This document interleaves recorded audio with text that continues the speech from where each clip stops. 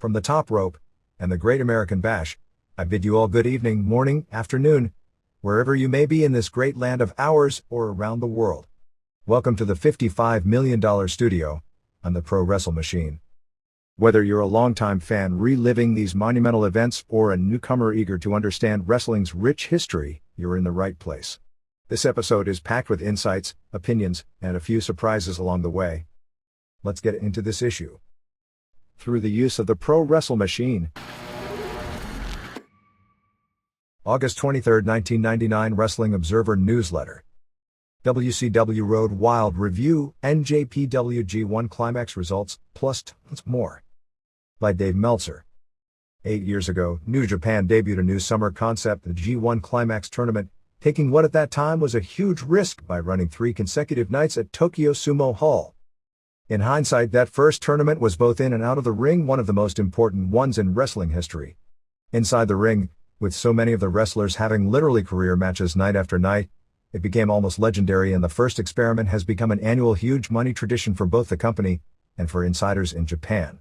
G1 equates several consecutive sellout August nights at Tokyo Sumo Hall and the hottest shows of the year, but just as important was the purpose. The first G1 was dominated by 3 young wrestlers, Keiji Muto, Shinya Hashimoto, and eventual winner Masahiro Chono. On the final night, Chono, who was the least over at the time of the group then known as the Three Musketeers, first beat Hashimoto in a playoff match to get to the finals, then in a match that has become somewhat legendary, beat Muto in 29-31 in the finals to become Mr. August in Japan for the first time. Chono was immediately elevated to a new level, which he's remained at ever since, in becoming probably the most important wrestler today in the company. Since that time, built around the former Musketeers, New Japan has done record business, the likes of which no promotion in history up to that point had ever approached. Today's WWF has surpassed it, including numerous sellouts at the Tokyo Dome. But it can all be traced to the night when the 3 guys in their late 20s dominated a tournament over the company's biggest established superstars like Riki Choshu, the company's biggest star at the time, who put everyone over and losing every match that week, Tatsumi Fujinami, Bam Bam Bigelow, Scott Norton, and Big Van Vader. Fast forward 8 years. This time it's Muto, Chono, and Hashimoto, in their mid-30s, who are the established stars and legends. And G1 took on a whole new meaning this year because TV Asahi made the decision to give New Japan a 2-hour live television special to air the finals, the company's first live network special in 7 years. The contrast with that WCW has done over the past year and what New Japan did over the past week are astounding. Basically, New Japan went back to its past to try and create a new superstar. There were 4 potential candidates. So like the first G1, after a surprising tournament which saw the established stars do clean jobs to the younger guys, Manabu Nakanishi, a 32-year-old former 1992 Olympic Games wrestler, put Muto on his shoulders in the torture rack and got the submission in 14:43 before a sellout 11,500 fans at Sumo Hall on August 15. Nakanishi, who had never even won a match, let alone been in contention, in his previous G1 tournaments, won the championship by first beating Hashimoto, and then Muto, whose knees were badly bothering him, limiting what he could do, but he still had to wrestle 3 times on the final night and still did his moonsaults on the same day, thereby at least theoretically making his career. As usual, the tournament was considered a huge success, with sellout crowds all 5 nights, running August 10th and August 11th at Osaka Furitsu Gym before 6,700 fans, a sellout with several hundred standing room tickets sold both nights, and August 13th, 14 and 15 at Sumo Hall, with basically a full house of 11,000. The building actually has 11,066 seats. The first 2 nights in the standing room crowd for the finals. The network chief of TV Asahi was at Sumo Hall for the finals and gave a speech after presenting the trophy and check to Nakanishi. The network covered Nakanishi's winning the tournament as a significant weekend sports story and aired the finish as part of its nightly newscast, and it was covered as a front-page story in most sports papers. August 15th is a holiday in Japan, so viewership on a Sunday afternoon was expected to be low, so in a sense the G1 was put on live more, figuring the day would get weak ratings rather than necessarily the strength of G1 as a ratings draw. The finals live drew a 6.0 rating, peaking with an 8.2 for the championship match, numbers that were only considered so-so going against the National High School Baseball playoffs that were drawing huge ratings all week. G1, in reality, is more for the hardcore fans as a holiday weekend, with fans coming from around the country to Tokyo to see 3 straight days of the hottest shows of the year with no gimmicks needed. While that makes for great drama live, And reports where the heat was strong every night and unusually strong for the final day. It's not what by tradition draws mainstream TV ratings, where the casual fans in Japan are more into a dream matchup of big names that had never met before rather. Ironically, 90-minute special airing highlights of the 2 nights in Osaka and the first night at Sumo Hall that aired from 4 to 5:30 p.m. on August 14th drew a stronger rating, with a 7.7 overall rating and a 9.6 peak rating. The decision to go with Nakanishi can be debated even if one recognizes once the decision was made, the execution of it couldn't have been stronger or better executed. Of the 4 younger wrestlers in the tournament who could have used the elevation, Satoshi Kojima, Hiroyoshi Tenzan, Nakanishi, and Yuji Nagata, he was the worst worker of the 4. He did have the strong Olympic wrestling background, which means a lot when the bookers, Riki Choshu and Masa Saito, were both Olympic game competitors before going into pro wrestling, are into creating the illusion of sports legitimacy, and at about 260 pounds and powerfully built, has a good look. But he never reached the potential he was thought to have after his strong 1992 debut and was a flop in WCW during a lengthy and totally forgettable stay as Kurosawa. Kojima was the hottest worker of the 4 last year due to his in-ring fire, but he hurt his chances with a weak performance on July 20th when given an IWGP title match with Muto. Tenzan has been pushed hard in the past, so his winning wouldn't create a superstar out of nowhere since he's been knocking at the door for a long time and even went to the finals 2 years ago. But Tenzan has been somewhat cold this year since breaking away from Chono as his regular tag team partner. Nagata, who was also a strong amateur and was the best athlete and potentially the best worker of the 4, doesn't have a great look and is barely larger than junior heavyweight size, although going into the tournament, many felt he was the one who would get big wins and the elevation of making it to the finals and losing to one of the established names. Going into the final day in Block A, Nagata, Tatsumi Fujinami and Muto were all in the running with 3-1 records. In Block B, it was coming down to Nakanishi and Chono, also 3-1. Nagata's loss in the tournament came against Muto, which meant he scored a submission win over Fujinami and Kensuke Sasaki. Fujinami's against Nagata and Muto's against Fujinami. Nakanishi's lone loss was to Chono, while Chono had lost on the first day of the tournament to Shiro Koshinaka. The tournament's final day started with Nagata clinching at least a spot in a playoff, being put over Tadao Yasuda on 10:26 using the Nagata lock. Fujinami was knocked out of the running, losing to Sasaki's Northern Lights bomb in 10:23. Then Chono was knocked out of the running, getting pinned in 17:26 by Tenzan's diving headbutt, keeping the basic tournament theme alive of putting over the younger wrestlers.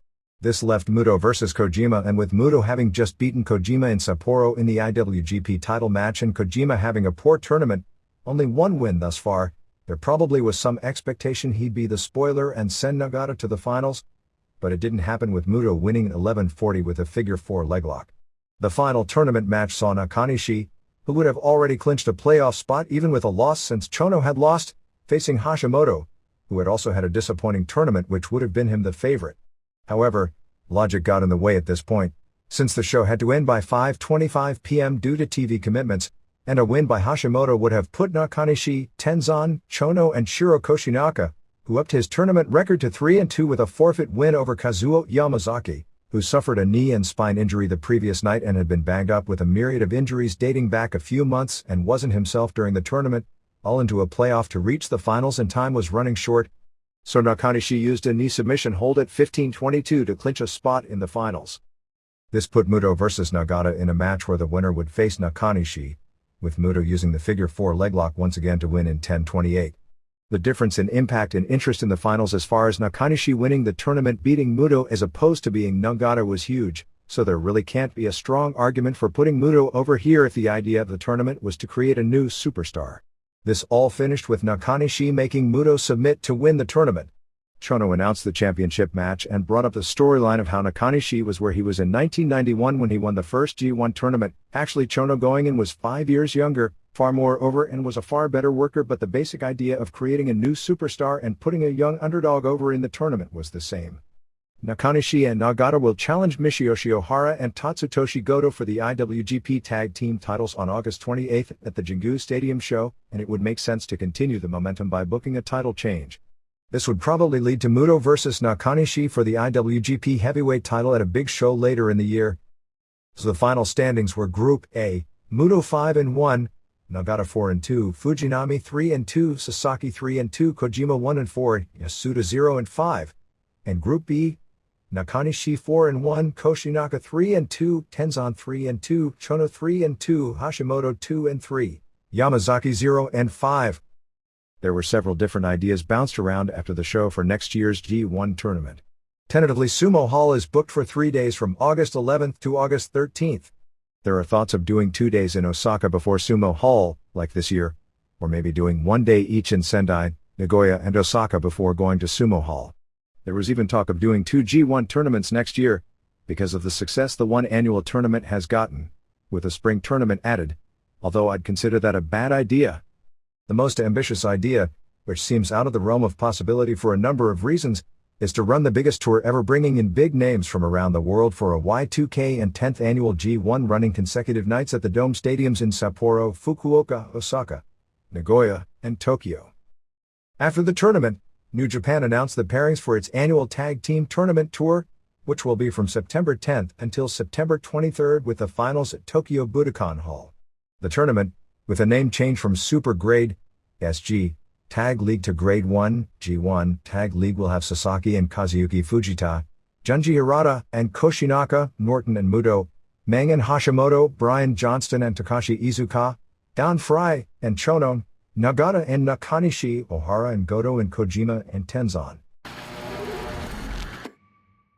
Steve Austin has become the subject of a lot of talk in the past week, with his various injuries, his probable, maybe almost assured dropping of the WWF title at SummerSlam, and stories regarding him becoming harder to deal with. In addition, Austin has signed to become a regular for 5 consecutive episodes early next season on the CBS TV show Nash Bridges to reprise his Jake Cage character. The episodes will start the final week of October, and of course be part of the important November sweeps. Austin appeared on 2 episodes of the show last season, playing the recurring role as a renegade cop, with the first episode leading Nash Bridges to its best finish ever in the Nielsen primetime ratings. His major ratings magic somewhat wore off for the second appearance, which drew a rating slightly above what the show normally averaged.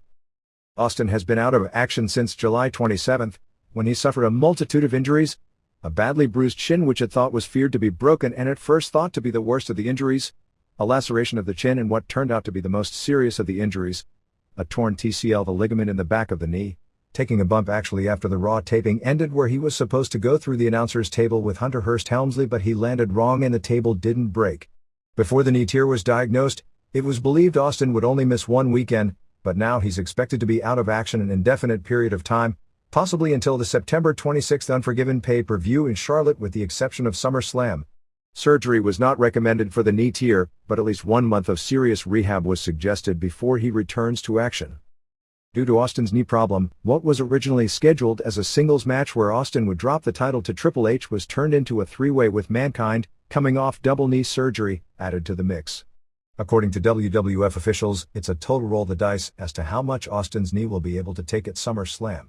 He's rehabbing it daily at Health South in San Antonio. There are scenarios booked in the event Austin would only be able to work a few minutes, as under normal circumstances he isn't expected to be anywhere close to ready for this weekend. There's a lot of conjecture that the ultimate finish will involve Triple H beating Mankind as opposed to Austin, and thus backdoor his way into the title, which would not get him over anywhere near to the degree beating Austin for the title would have. And unlike Austin, Rock, Undertaker and even Mankind, Triple H needs every break to go his way to be accepted as a real champion, even though business is so hot these days that Mideon could be world champion, and they'd still pack houses. Apparently, if this is the case and Austin isn't the one who loses in the 3-way, and it most likely is at this point simply because there is some question as to how long Austin will even be able to be out there, it has nothing to do with Austin not wanting to put Triple H over, as he'd long ago agreed to do so. The planned scenario at this point seems to be for Austin to lay low somewhat through the rest of the year as far as getting a return match for the title, and return to win the title at the Rumble in January at Madison Square Garden, and still face the Big Show, who has been a major disappointment thus far as breaking out of the pack and becoming a ratings draw, but has to be put over strong because of his huge contract at WrestleMania.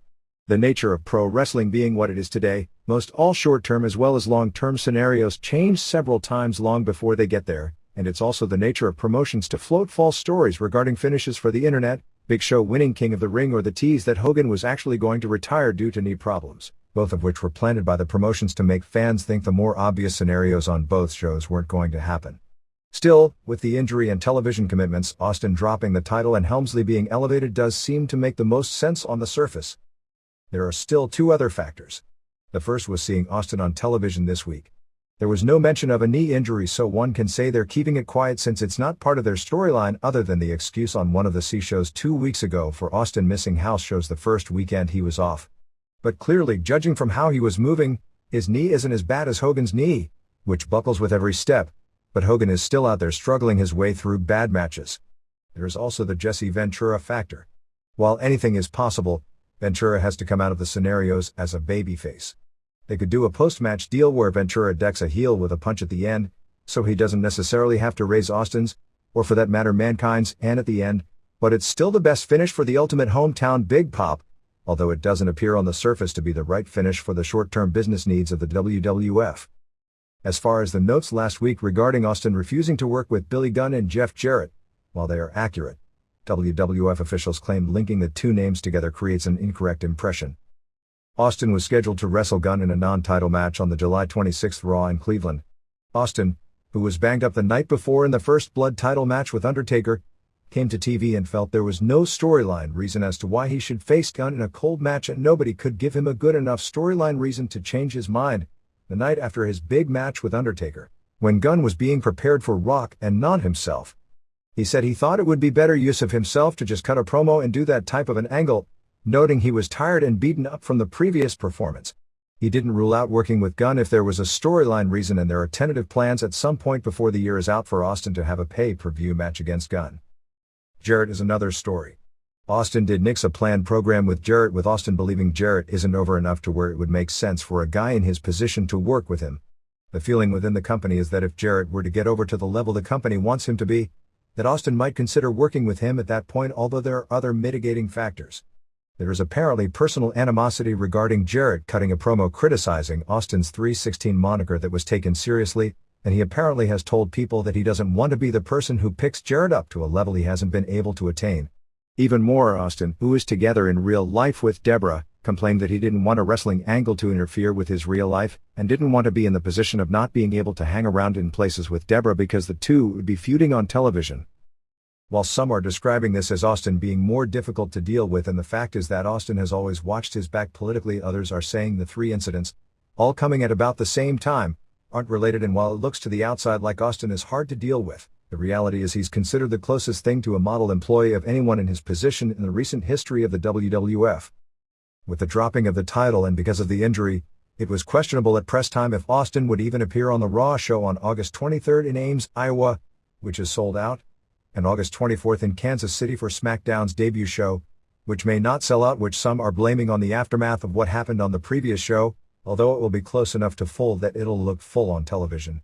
The company has enough depth now, unlike in 1997 when Austin suffered what at the time was thought to be a career-threatening neck injury, and he was kept on television every week because he was the strongest ratings draw for a company on the losing side of the ratings war.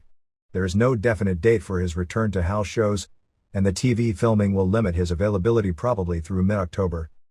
In what is generally believed to be the last ever WCW pay-per-view show from Sturgis, South Dakota, Road Wild on August 14th, made some booking changes for the better, but the atmosphere, as usual, killed the show. The booking changes were a lot more emphasis on clean finishes with one in every match, and a few mild surprises. The negatives were that nearly every match was bad. The setting, playing outdoors before a worn-out crowd of non-wrestling fans, meant that nobody seemed over it, and few of the matches had significant heat. Probably the worst thing about the show, even more than the setting, was the desperation booking of the Hulk Hogan vs. Kevin Nash main event. Despite teasing a feud forever from the NWO debut in 1996, and having two major breakups, this was the first time the match teased for years ever took place. But with WCW on a string of 3 straight poor buy rates with Nash on top, but with Hogan out injured, Hogan's leverage position was great. But the myth that he's still a huge pay-per-view would be ruined if the buy rate didn't significantly pick up, and by tradition, Road Wild, because of the Saturday night time slot and perhaps because of a history of bad shows, has by tradition has generally not fared well in that regard. This year, WCW's popularity falling, things figured to be worse, even with Dennis Rodman, who had been a strong pay-per-view draw in the past, but his appearances garnered almost no mainstream attention since he's no longer an active player, and he's come last year's curiosity, and Bill Goldberg on the show as well. The setting was no help either. It looked like the ring was set up in a field, which it was, with only about 5,500 fans, and in the background was a road, and across the screen in front of the hard camera were cars driving past and a banner for what appeared to be some sort of a food stand. With the lack of heat, it looked more like an independent wrestling TV special you'd see on a minor channel than a major league pay-per-view event. Road Wild, or Hog Wild as it was first called, was considered over the past few years as one of Eric Bischoff's perks. Some of the wrestlers, the ones into motorcycles, liked the idea of a paid vacation to the Sturgis rally, but they were in the minority. Now, with revenues on a massive decline, running a pay-per-view event without a live gate, which means $200,000 or more, is more obvious as the bad business decision it has always been. About the only excitement from the show came in the dressing room before it went on the air. Buff Bagwell and Ernest Miller got into an argument and came to blows before their match. Apparently the original finish had Miller going over, but Bagwell went to Kevin Nash complaining that he was the one left laying in most of the TV angles, and Nash changed it. There were reports that the finish and post-match were constantly being changed. Bagwell again complained about a finish where he'd win with a little cradle but get left laying again. Somehow it escalated into words. Bagwell either went to slap, or actually did slap Miller first, as accounts vary.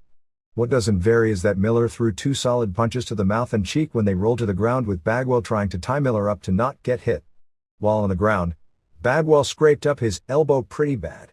When they got up, Miller still wanted to fight and Bagwell tried to calm him down, which some took as him trying to save face while at the same time back down because Miller hit him with hard punches. Nobody was seriously hurt and they went out and had their scheduled match.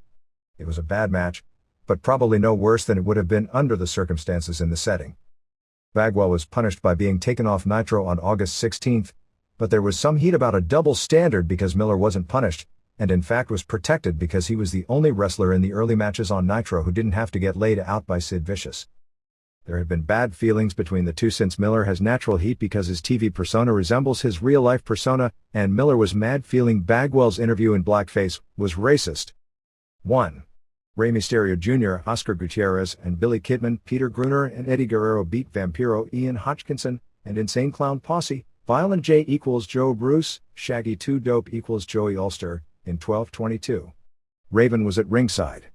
Supposedly the name Deadpool came from Raven, since at times when wrestlers have morbid Deadpools, who's the next active wrestler to die, his name often comes up high on the lists, and he used it as an inside joke. Mike Tenay brought up the setting as being more familiar to the Mexican wrestlers since they often do outdoor shows in outdoor fields converted into makeshift arenas. He also noted ICP were longtime wrestling fans who had worked indies, and their first album named The Great Malenko was actually a tribute to Dean's father, and a tribute to the fact they can't spell. With the setting and it being a 6-man, it did have the feel of an opener on a Lucha Libre indie show. Match was okay, although you'd expect more than okay from a match involving Mysterio Jr. and Kidman and Guerrero. ICP did fine considering their level of experience. Finish saw Vampiro accidentally kick Shaggy 2 Dope. Guerrero did a pescado on Vampiro and Kidman pinned Shaggy after a shooting star press. 2¼ stars. 2. Harlem Heat, Lane and Booker Huffman, won the WCW tag titles from Chris Kanyon, Chris Klusaritis, and Bam Bam Bigelow, Scott Bigelow in 1306. This was like 2 matches. Stevie Ray vs. Bigelow was unbelievably bad. Like unbelievably missed moves and positioning. Booker T vs. Kanyon was nearly as good as the other 2 were bad. I'm willing to believe it was Ray making Bigelow look worse than he really is, because Bigelow has almost never looked this bad.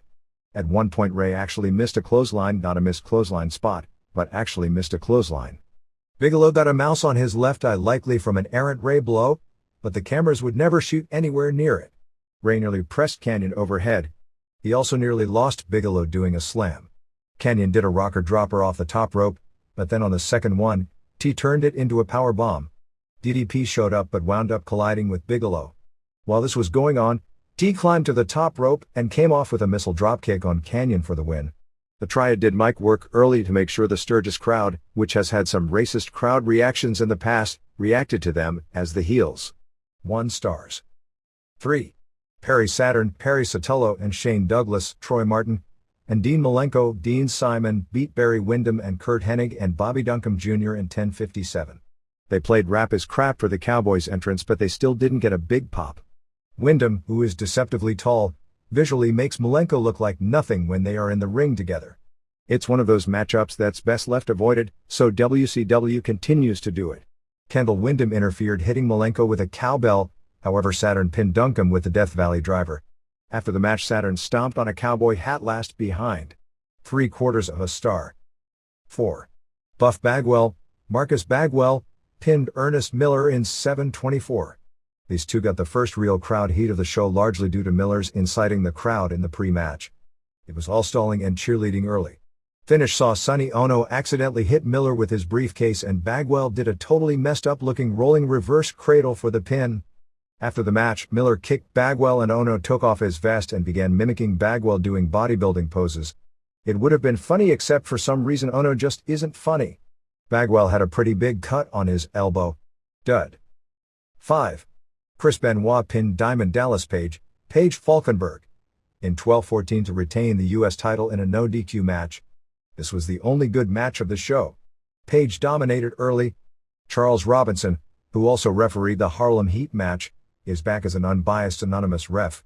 The explanation after all the favoritism of the past is that he wants to keep his job. Page dominated the match since he was doing the job.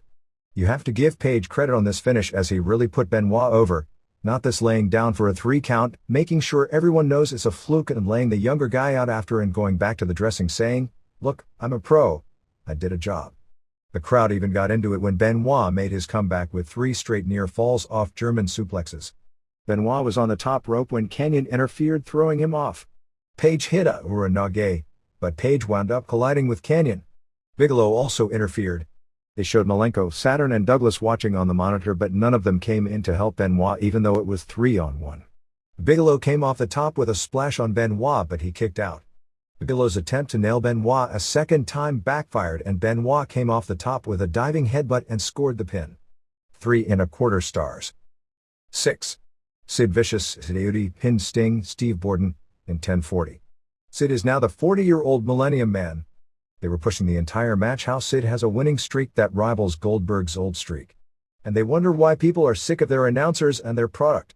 First off, except for squash matches, Sid hasn't even beaten anyone on television, as all his matches are DQ finishes. Second, with only 1 or 2 exceptions, he's lost every match he's had up to this point on house shows. At least with Goldberg, it got over early on, because even though the number was a fantasy, and if anyone remembers history, when the number seemed accurate, the streak angle was over huge with people bringing signs, and as soon as they started screwing with the number, nobody cared about the streak at all. But they never learned. At least the guy really won all his matches. With the internet so prevalent, you can't pretend the house show results don't happen, and even forgetting about that audience, you can't have one DQ after another on Nitro and sell people there's a winning streak. Anyway, to their credit, Sid did start a 1-match winning streak, pinning Sting clean. Sting hit 2 stinger splashes, went for a third, but Sid caught him and choke slammed him. They did play it up as a huge deal that Sid scored a clean pin on Sting to get him ready for his program with Goldberg. The two did more than you'd think in the match. 1.5 stars. 7. Bill Goldberg pinned Rick Steiner, Rob Reach Steiner, in 5:39. It was never mentioned that Steiner's TV title wasn't at stake. Then again, nobody probably remembers he has the title in the first place. Goldberg got very little pop coming out, then again, hardly anyone else did either, and Sting came out to dead silence the previous match. The story of the match was Steiner taking Goldberg's knee brace off and pounding on him with it, including a clothesline. Goldberg made a strong, fiery comeback with a press into a power slam, followed by the spear and jackhammer. It was fine for what it was. 1.25 stars. 8. Randy Savage, Randy Poffo, pinned Dennis Rodman in 11:30. Rodman was the only one the crowd really saw as a star, although he didn't get either a face or heel reaction. It was a brawl with almost no wrestling, but Rodman, who was physically exhausted early, is such a great athlete, then he got his way through it and took some good bumps. Rodman threw Savage into the light stand. Bobby Heenan said Rodman was 6'9", 260. When Rodman was on Jay Leno a few months back, he said he was 6'6", 220, and he's a whole lot lighter now than he was then. Rodman did a Russian leg sweep. Rodman gave Billy Silverman the worst ref shove in history before decking him. It became a deck the ref match. Rodman dropped 3 almost Muto live elbows on Silverman. Mickey J ran in. Savage decked photographer/writer Ross Foreman.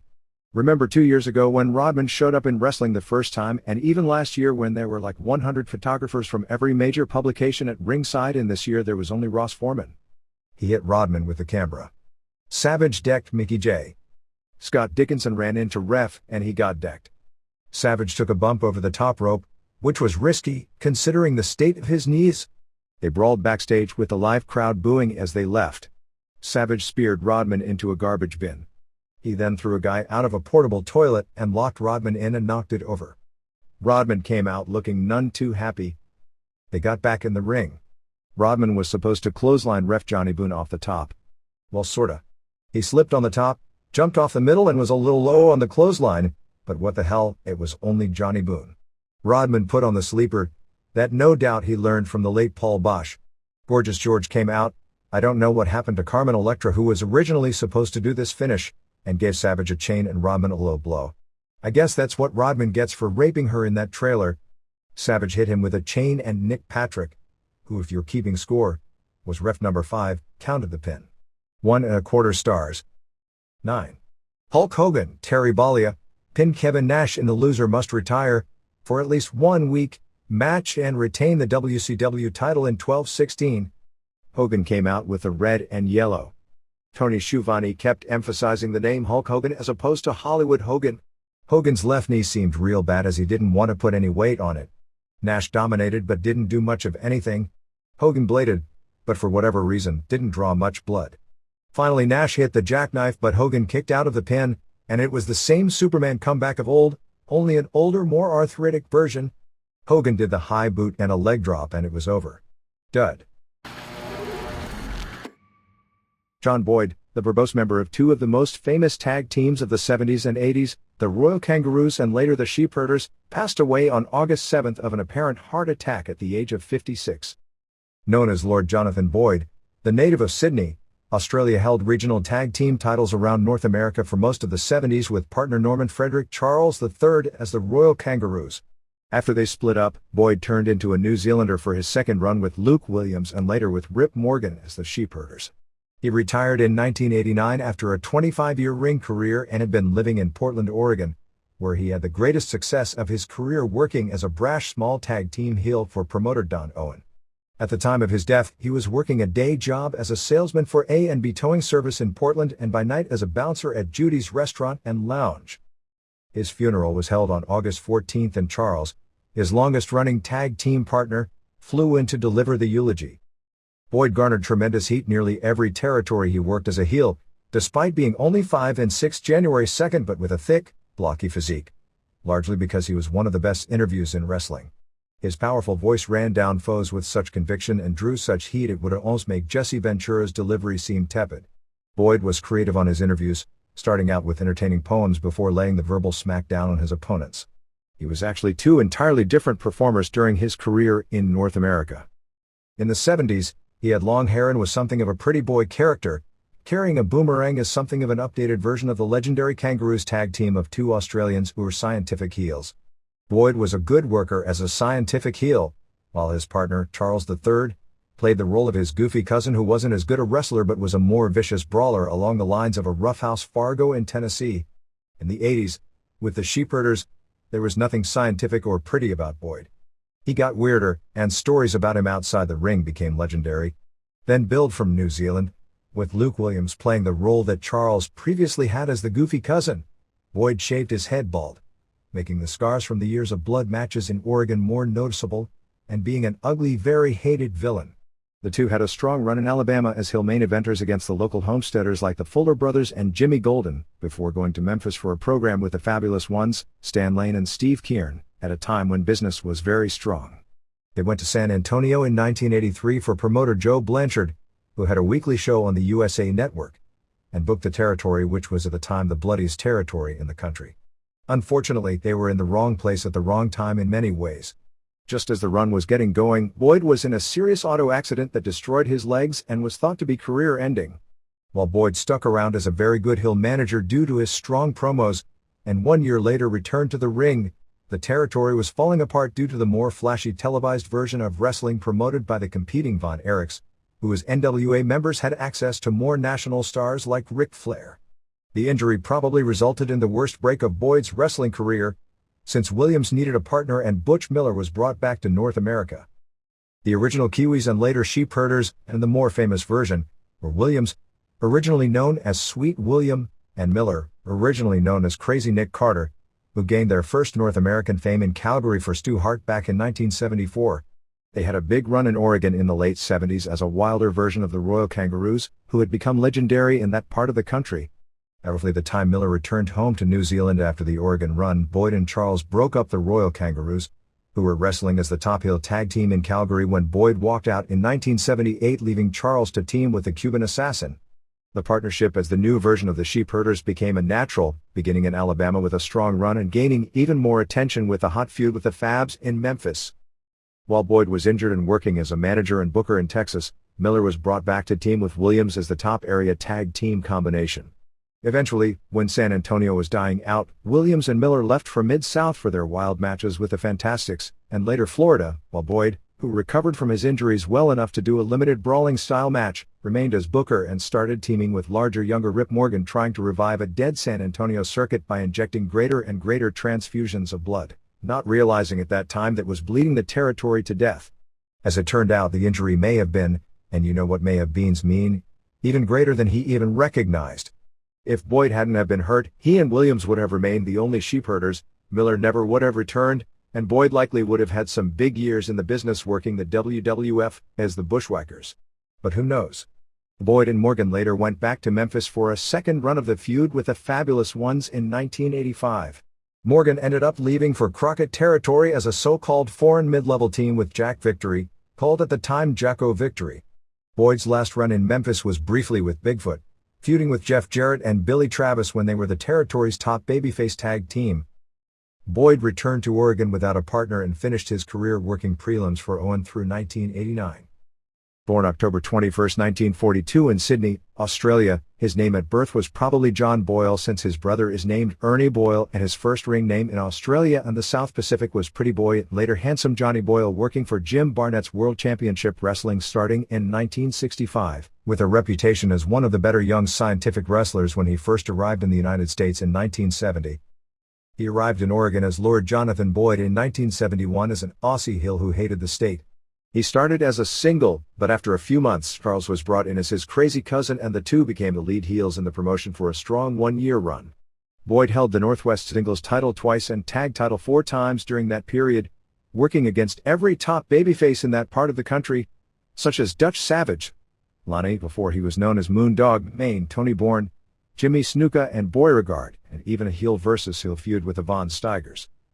Perhaps their most memorable angle was with Tom Peterson, the TV and appliance dealer who was the sponsor of Portland wrestling seemingly forever.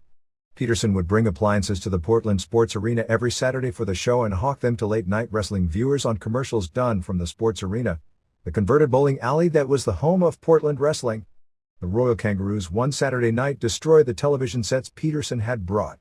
Peterson then put a bounty up on them, and many national stars such as Dory Funk Jr., Lonnie Main, Mad Dog Vachon, Dale Lewis and Don Leo Jonathan would come in on Saturday nights for big tag matches but come up short. When their run was over in 1972, they went to the Carolinas, where they didn't get over as big and kept in touch with Owen, who finally brought them back in 1975 for another strong run, which included a heel versus heel feud against Bull Ramos and newcomer Jesse Ventura.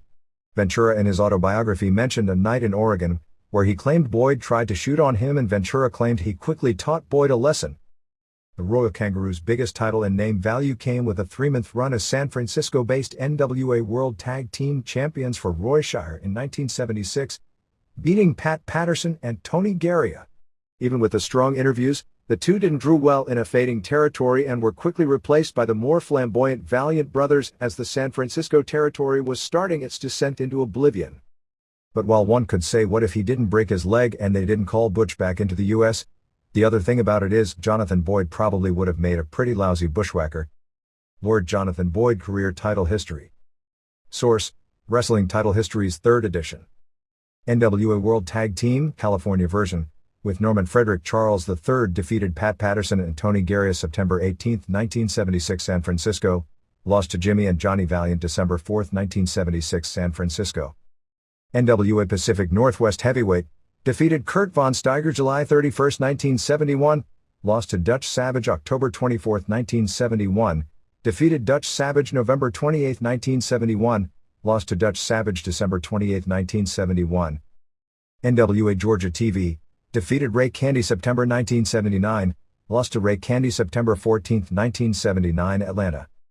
NWA Pacific Northwest Tag Team, with Norman Frederick Charles III defeated Kurt and Carl von Steiger July 11, 1971, lost to Cowboy Frankie Lane and Jimmy Snuka July 1971, with Norman Frederick Charles III defeated Cowboy Frank Lane and Jimmy Snuka 1971, lost to Dutch Savage and Beauregard November 26, 1971, with Norman Frederick Charles III defeated Dutch Savage and Beauregard December 17, 1971, lost to Tony Bourne and Lonnie May April 17, 1972, with Norman Frederick Charles III defeated Tony Bourne and Lonnie May May 9, 1972, lost to Dutch Savage and Lonnie May, with Norman Frederick Charles III defeated Dutch Savage and Jimmy Snuka February 27, 1975, lost to Dutch Savage and Jimmy Snuka December 25, 1975, with Norman Frederick Charles III defeated Bull Ramos and Jesse Ventura June 5, 1976, lost to Bull Ramos and Jesse Ventura June 8, 1976. NWA Stampede International Tag Team, with Norman Frederick Charles III defeated Leo Burke and Keith Hart June 1977, lost to Leo and Bobby Burke 1977, with Norman Frederick Charles III defeated Jerry Morrow and George Wells 1978, lost to Keith Hart and Hubert Gallant 1978. Southern Tag Team, with Luke Williams defeated Stan Lane and Steve Kieran January 30, 1983 Memphis, lost to Stan Lane and Steve Kieran February 6, 1983 Memphis, with Luke Williams defeated Stan Lane and Steve Kieran February 7, 1983 Louisville, lost to Stan Lane and Steve Kieran February 13, 1983 Memphis, with Rip Morgan defeated Stan Lane and Steve Kieran June 22, 1985 Memphis, lost to Stan Lane and Steve Kieran September 5, 1985 Lexington, Kentucky, with Rip Morgan defeated Stan Lane and Steve Kieran September 6, 1985 Blytheville, Arkansas, lost to Stan Lane and Steve Kieran September 9, 1985 Memphis, with Rip Morgan defeated Stan Lane and Steve Kieran September 16, 1985 Memphis, lost to Stan Lane and Steve Kieran September 17, 1985 Louisville, with Rip Morgan defeated Stan Lane and Steve Kieran September 1985, lost to Stan Lane and Steve Kieran October 12, 1985 Memphis, with Bigfoot defeated Jeff Jarrett and Billy Travis in tournament final November 10, 1986 Memphis, lost to Jeff Jarrett and Billy Travis November 17, 1986 Memphis. NWA Southeastern Tag Team, with Luke Williams won tournament for vacant titles December 1981, lost to Robert Fuller and Jimmy Golden September 11, 1982 Dothan, Alabama. Southwest Tag Team, with Luke Williams defeated the Grapplers, Lynn Denton and Tony Anthony, May 1983 San Antonio, vacated title June 1983 after Boyd broke his leg in auto accident. MTV over the past week was turned into almost primarily a promotional vehicle for the WWF to build for Summer Slam. MTV debuted WWF-related shows every afternoon from August 9 through August 13, and replayed them frequently throughout the week. On August 14, all the shows were replayed in succession, building to a documentary produced by the network called True Life, I'm a Pro Wrestler. The 90-minute documentary, put together by award-winning producer Brooks Tarver, was one of the best produced pieces on wrestling in years. I'd call one of the few must-sees amidst the plethora of wrestling-related pieces these days in the mainstream media. The show largely interspersed clips of a wrestler training for his first match at Leigh Thatcher's Wrestling, originally Matt Talia, but he flamed out and it ended up moving to cover the first match of Steve Moss under the ring name Rapid Fire Rory Fox, a former star struggling to make ends meet, Tony Atlas, and two stars at the top, Hunter Hearst Helmsley and Chyna. Although the piece was in some form made to be a promotional piece to get Helmsley over for his big run as champion, it was virtually unanimous that it was the naive, tragic and somewhat likable visage of Atlas that stole the show. Atlas, 43, was a major star in wrestling in the late 70s and early 80s before his career flamed out largely due to drug problems. He was shown, literally having no money to his name, surviving on his past reputation working little northeast cities in front of tiny crowds and for tiny payoffs. Atlas was the only portrayal to really have any depth and give any true insight as to what life in wrestling is more often than not really like. The piece made it clear wrestling was a difficult business to get into and a huge business if you make it to the top, but Helmsley and Chyna really didn't come off as interesting people. They were very dedicated, disciplined, hard-working people who people see as celebrities, and living their characters as almost a 24/7 job, but they weren't really that interesting on camera. Unlike with Atlas, a training segment in the gym appeared at least partially staged for the cameras. Helmsley, who came off well-spoken and intelligent, mainly noted it was a great business if you can achieve the dream, but little was told of his background, or hers, or their trials and tribulations of making it. In fact, they weren't even portrayed as a romantic couple, but simply as business partners who traveled together and were together more than most married couples. The film ended, finishing after the Raw taping last week in Chicago, that Triple H had lost his #1 contendership to, of all people, China. About the only introspection of the two, or sense they had a life or dreams beyond their fictitious characters that seemed legit, was China worrying about when her days were over in wrestling. Would she ever get married and start a family, or in the whirlwind of her current fame where the days, months and years whizzed by so quickly, were the important things in life passing her by? Talia, who the documentary was originally going to focus on, flamed out early. A former high school wrestling star from Chicago who was going to Cincinnati to be trained. He was a 24-year-old partier with no discipline. It was pretty clear from the start, even though his reflexes early in training showed he was a pretty decent natural athlete, that he didn't have the dedication to make it. He showed up in camp out of shape, much to the chagrin of Thatcher, who in one of the best scenes in the film, after finding a crack pipe in his room after he had disappeared, ends up telling him off after he repeatedly missed training sessions because he was out late doing drugs and trying to impress 17-year-old girls, as Thatcher said to him. Talia disappeared after this scene late in the movie, after he bombs out of wrestling school and winds up in rehab, only to resurface at the end, still talking about how it was harder than he thought but that he still wanted to be a wrestler. While this didn't appear in the piece, what actually happened is that when Talia talked about wanting to give it another try, Tarver and the crew were set to drive with him from Chicago back to Cincinnati once again and follow his progress. Talia's van broke down on the trip, and they wound up in Cincinnati at about 5:30 a.m., at which point Tarver went to sleep. Talia was set to return to class at 1 p.m. the next day. The next morning, Tarver went to awaken Talia, and the bed hadn't even been slept in and he was nowhere to be found. Shortly thereafter, he was back in rehab again. Ross was introduced at this point as a young man in the school, looking almost like Opie Taylor, his own words, but there was little depth to his character other than they showed Thatcher coming up with a name and gimmick for him. As it turned out, Thatcher, as a wrestling school trainer, was, besides Atlas' strongest personality in the piece. Atlas was clearly, and unintentionally, the star. He was shown looking at videos of himself in his prime when he was the huge muscle man with the tiny waist and hips that gave him almost an action figure-like caricature of a physique.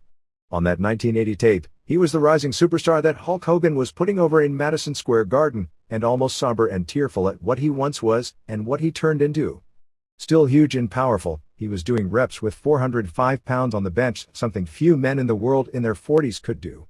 In his prime, Atlas had a physique probably matched in wrestling today by only Scott Steiner, and only a handful of wrestlers in history, mostly powerlifters turned wrestlers like Ted Arcidi, Bill Kazmaier, Doug Furnace, Scott Norton, and Tom McGee, as opposed to him being a wrestler primarily who entered bench press meets, could match his competition bench press lists.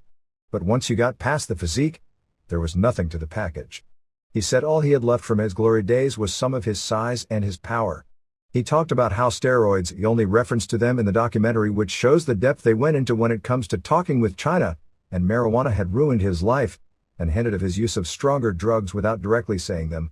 He talked about how he never could hang on to his money, noting he made $1,500 in his first week in wrestling, got paid on Monday, and was broke on Wednesday.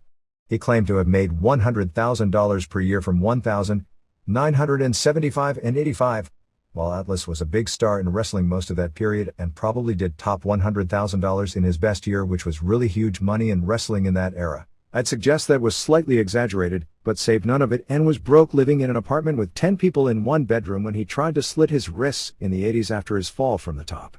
Vince McMahon called him for his last run as Saba Simba, which he intimated saved his life.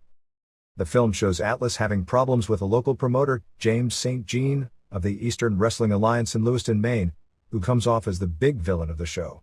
At one point, Atlas, the booker, and the promoter have a problem because Atlas went over budget on payoffs and the heat was evident between the two. Atlas came off as a kind-hearted man, with absolutely no business sense, who felt that nobody who drives 10 hours to a show and leaves their family for a day should go home with no money. Later, St. Jean canceled a show, calling Atlas up at 6 a.m. Atlas went to the building anyway, seeing wrestlers who had driven in not knowing there was no show, and the people at the building wanted a wrestling show and didn't even know it was canceled.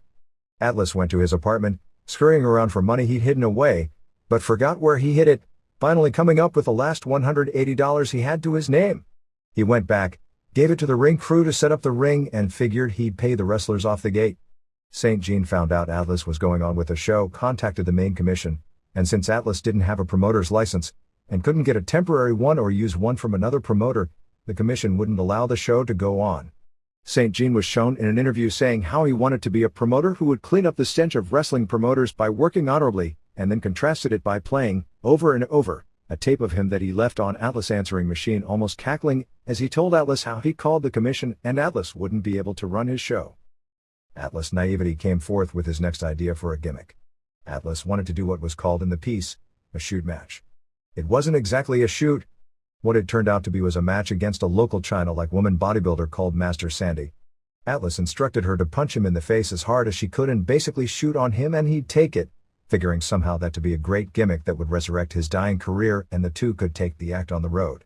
Shots of Sandy laying in punch after punch on Atlas' face, to where after the match when he took off her protective gloves, her knuckles were badly swollen and one was broken, while Atlas' face was swollen up as he sadly left the building after taking legitimate punishment for another small payoff. It noted that Atlas was recently suspended in New Hampshire for no showing a card, but that he had received his promoter's license for Maine and his first shows will be taking place this coming weekend. Also during the week was a segment where guys auditioned to be wrestlers by throwing around dummies while being judged by Mick Foley, a cheesy segment Foley was said to have somewhat saved. Several wrestlers including Triple H, Foley and Rock were shown picking their favorite videos and reminiscing on their careers. Austin was interviewed on another show. They did a World Karaoke Federation in which Draws, D-Lo Brown and Godfather sang, giving them exposure, although it was also a somewhat weak segment. It finished with a SummerSlam countdown, with Austin and Triple H building up their match and airing a Hardy Boys vs. Brood tag match. Paced by a series of number one contenders matches that drew huge quarter hours, Raw was back up to a 6.62 rating, 6.38 first hour, 6.83 seconds hour, and a 10.6 share on August 16.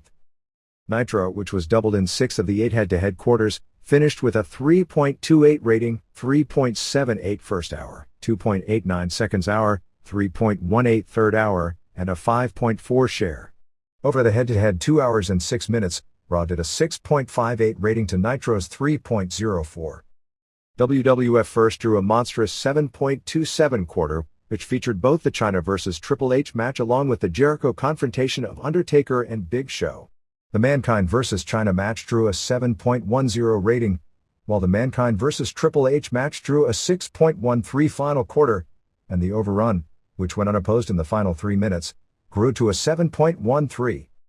There was very little in the way of good news for Nitro other than a relatively strong showing of the Hulk Hogan vs. Sid Vicious main event, promoted heavily throughout the show, which did a 3.64 final quarter and a 4.26 overrun.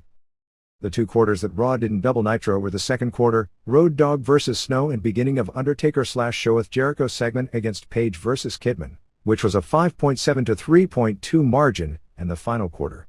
The biggest gap was the China vs. Triple H quarter going against Benoit vs. Disco, which was the best actual wrestling match of either show but drew the lowest quarter of the night at 2.42. The slight increase in wrestling audience as compared to last week was probably due to last week's numbers being held down by a strong showing of the Cleveland Browns vs. Dallas Cowboys game, which was the highest rated preseason football game since 1995, as it did a 10.1 rating, including a 36.6 rating and 55 share in Cleveland.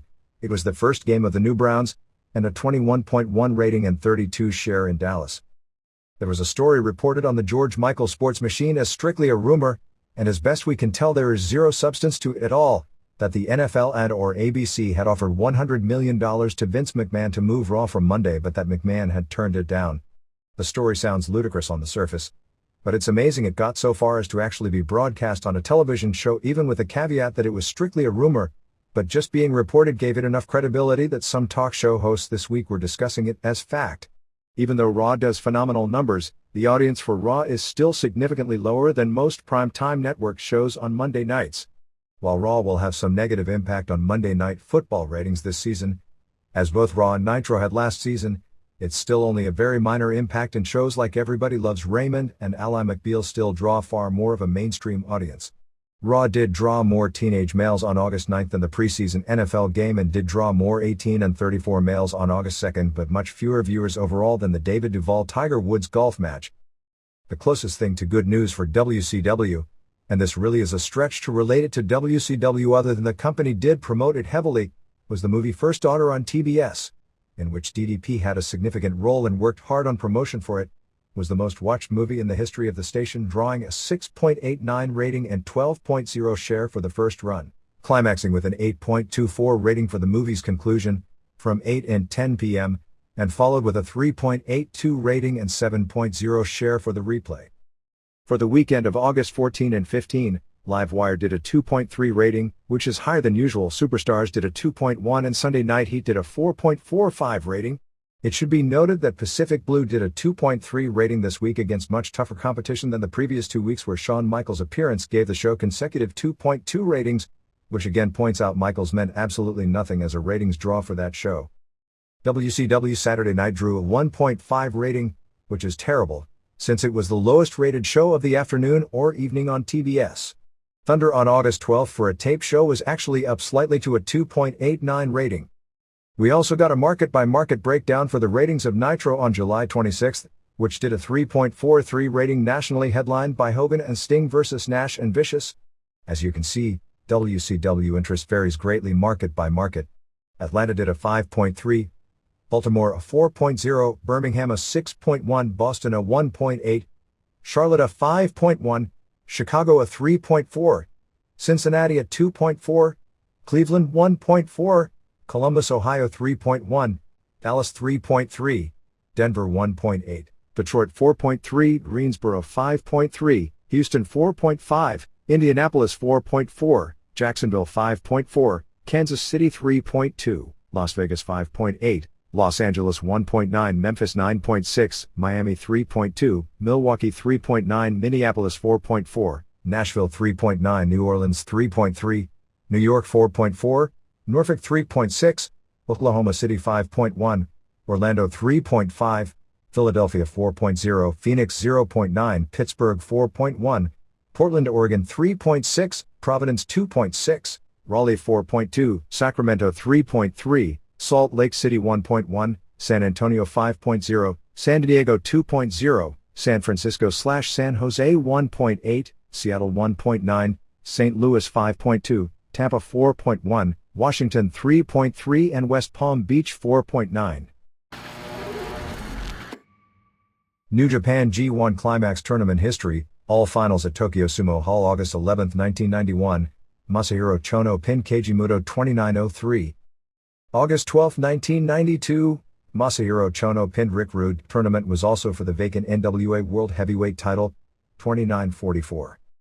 August 8, 1993, Tatsumi Fujinami beat Hasei Hiroshi 21-49.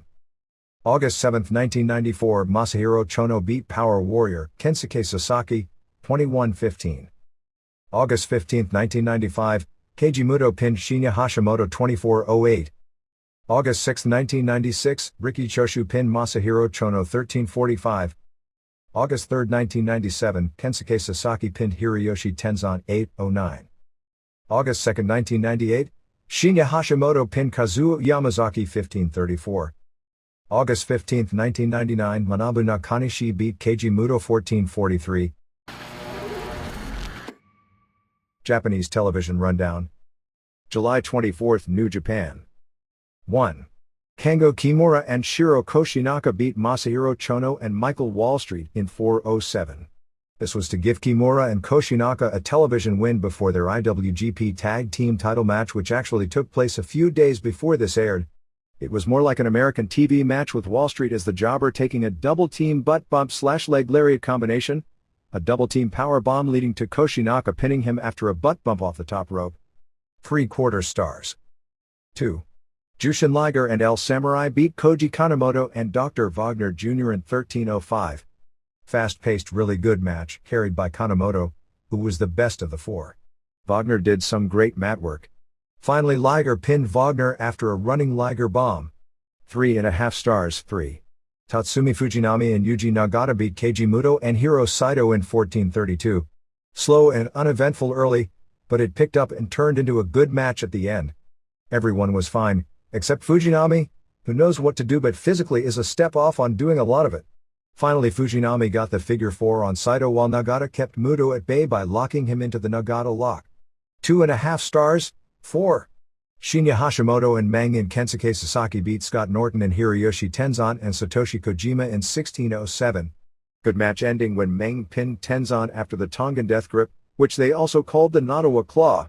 2.75 stars. July 25th, All Japan. 1. Tao Omori and Yoshihiro Takayama won the double tag belts from Johnny Ace and Bart Gunn in 1730. In some ways, like the build, this match wasn't too bad. In other ways, it was among the worst world tag team title matches in company history. The crowd got into it, particularly toward the end.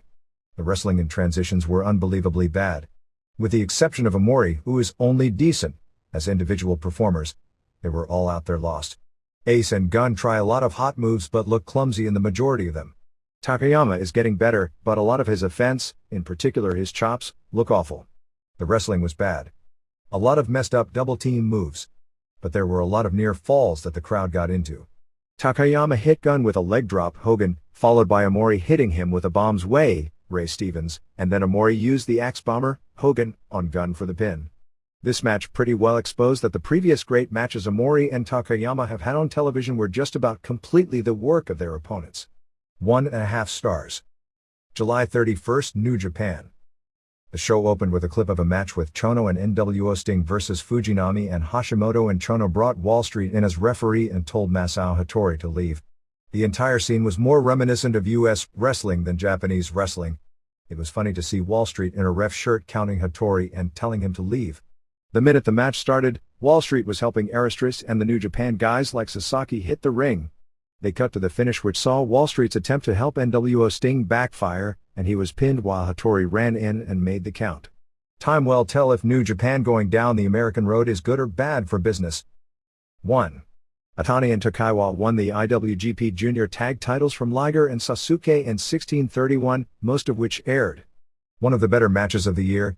Sasuke and Atani really carried things with great moves and near falls. The first 90 seconds were unbelievable and it never really slowed from there. Sasuke did his Osai moonsault early and a big running flip dive later. Takaiwa did his triple bomb on Liger but Sasuke saved. Sasuke missed what I guess would have been a double revolution moonsault. Finish saw Liger miss his Shota palm and Takaiwa pinned him with a cross-arm German suplex. 4.5 stars. Before the next match, since this was the second to last New Japan show ever at the Sapporo Nakajima Sports Center, they aired a clip showing Sapporo memories, airing clips of a 1978 Inoki vs. Tiger Jeet Singh match, the 1984 angle where Yoshiaki Fujiwara made his name. He'd been just a prelim guy known internally as the company shooter, by attacking Riki Choshu with a lead pipe, the 1985 Inoki vs. Bruiser Brody match, and the 1988 match where Choshu pinned Inoki clean in a singles match with a lariat. 2. Fujinami and Tenryu beat Tenzan and Norton in 10:33. The TV picked up at the 5-minute mark. Fujinami and Norton really had trouble working with each other. This was a terrible match, ending when Tenzan missed a moonsault and Fujinami beat him with a dragon sleeper.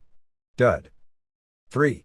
Sasaki and Koshinaka beat Chono and NWO Sting in 11:07. The second half aired and it was decent.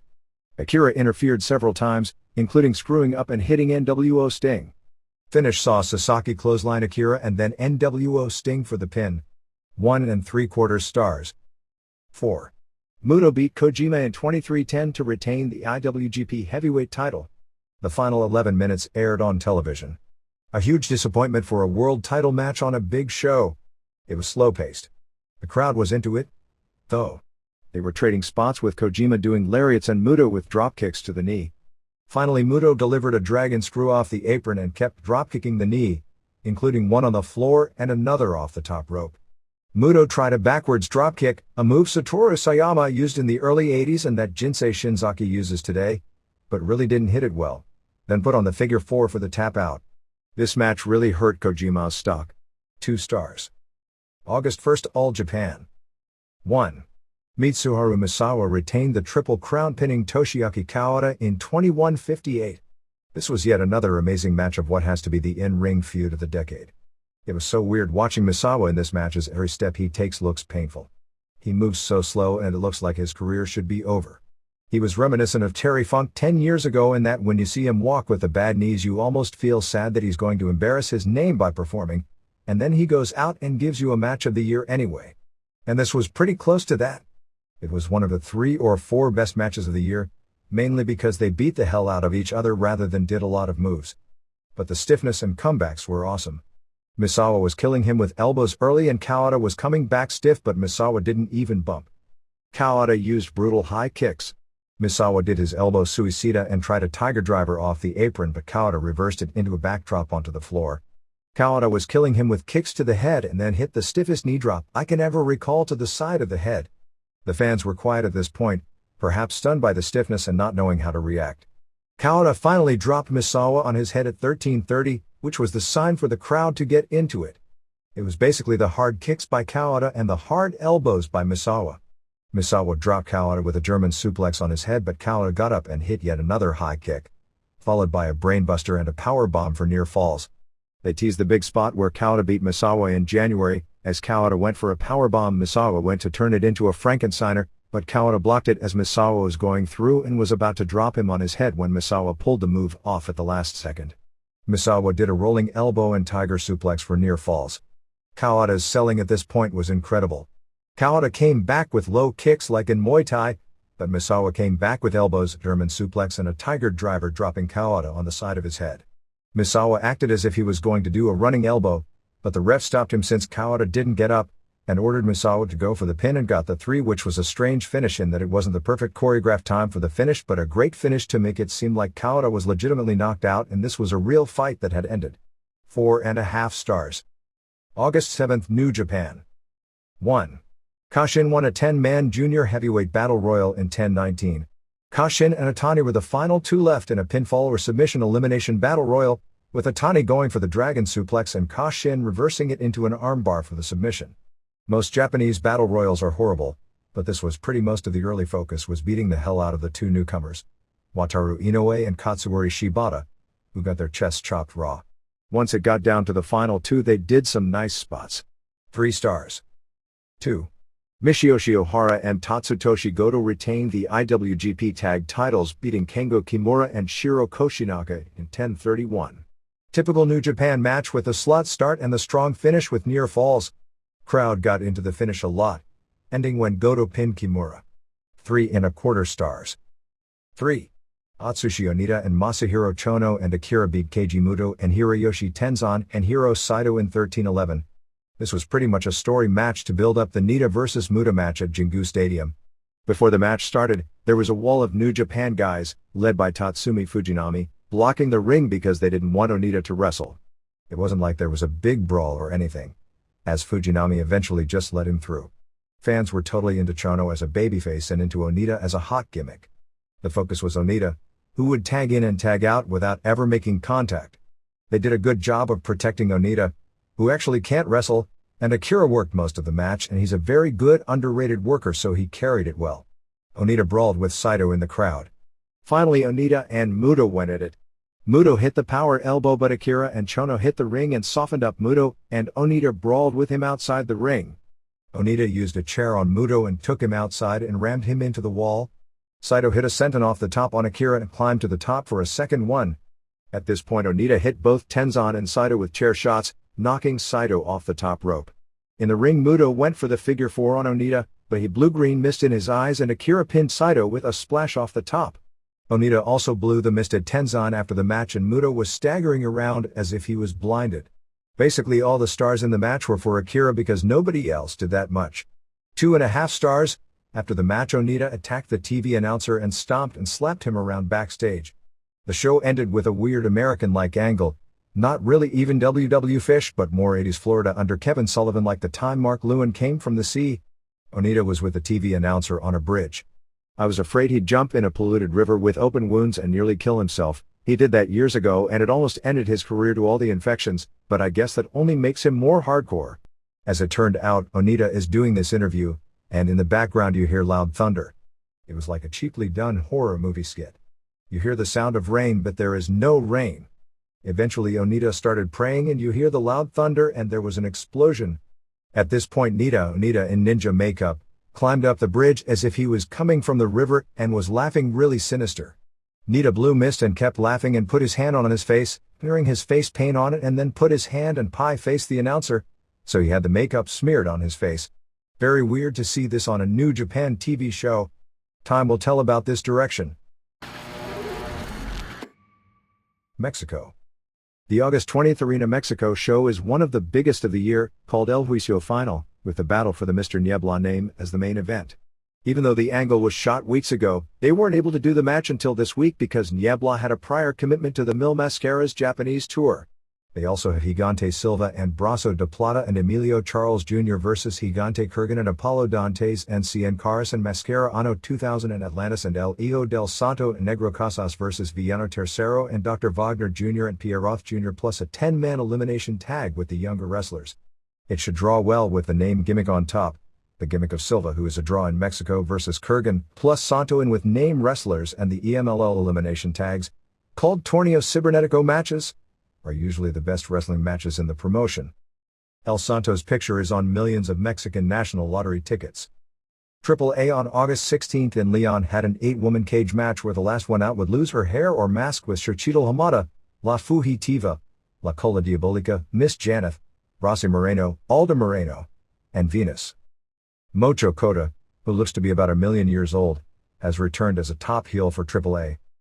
The WWO in Querétaro ran on August 14th holding but a mask versus mask match with locals Pantera Oris over Kiss Jr., unmasked as Jesus de la Cruz, and a hair versus hair match with Lady Magic beating Pantera Serena, who was a huge international women's star about 15 years ago.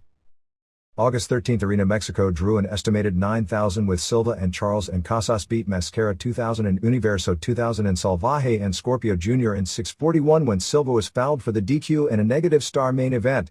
Silva did 2 drop kicks, well, one-footed versions, a heel, a leg drop and a good monkey flip. Pierroth and Ricky Santana and Villano Tercero beat Atlantis and Lismark Sr. at Brazo de Plata when Villano Tercero kicked Atlantis low to keep their feud going. The second Njpw teamed with Shocker and El Satanico to beat Antifaz del Norte, who it was said looked tremendous, and Olympico and Tony Rivera when Njpw made Antifaz submit. Several IWRG wrestlers were at ringside cheering Njpw on. The Ladies Millennium Cup show on August 14th in Mexico City was cancelled due to lack of interest. They also killed the idea to introduce a new female wrestler under the name Lewinsky. Kurgan missed the August 13th Arena Mexico show. The excuse given was that Kurgan was at the WWF Canada offices signing his new contract. They are bringing the Silva/Kurgan feud around the country in September and October, which by tradition is a strong part of the year in Mexico. Pero Aguayo is rarely wrestling, as he only has had one match so far this month. All Japan. They held a show on August 15th in a small village of Manase as part of their summer festival in front of 4,900 fans, a free festival show using only the Japanese workers. Takao Mori and Yoshihiro Takayama were saying that they weren't going to give back the All-Asian Tag Team titles.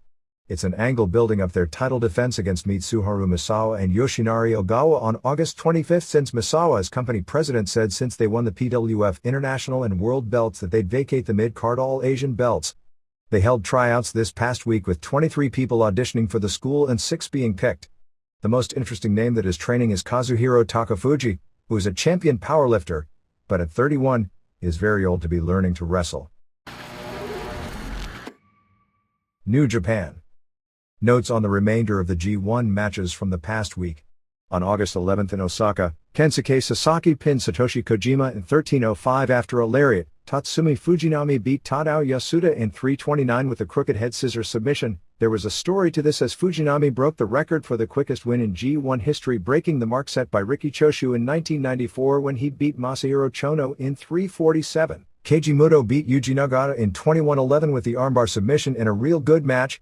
Hiroyoshi Tenzan pinned Kazuo Yamazaki in 12:30 after a diving headbutt. Manabu Nakanishi beat Shiro Koshinaka in 11:15 with a torture rack and Chono beat Shinya Hashimoto in 21:36. This win is to set up their rematch at the Jingu Stadium show. August 13th at Sumo Hall had Tenzan pin Koshinaka after a moonsault in 15:14 in a real good match. Chono over Nakanishi in 10:21 after a Yakuza kick in a good match which saw Chono use his STF several times and Nakanishi use the torture rack. Hashimoto pinned Yamazaki after a brainbuster in 4:55 in a hot match. Kojima pinned Yasuda in 13:51 after a lariat in a disappointing match. Nagata beat Fujinami in 12:21 with a Nagata lock and Muto pinned Sasaki in 20:50 with a Frankensteiner in a hot match. Muto's eye was busted open and they teased the doctor, stopping the match early. They traded dragon screws and figure fours.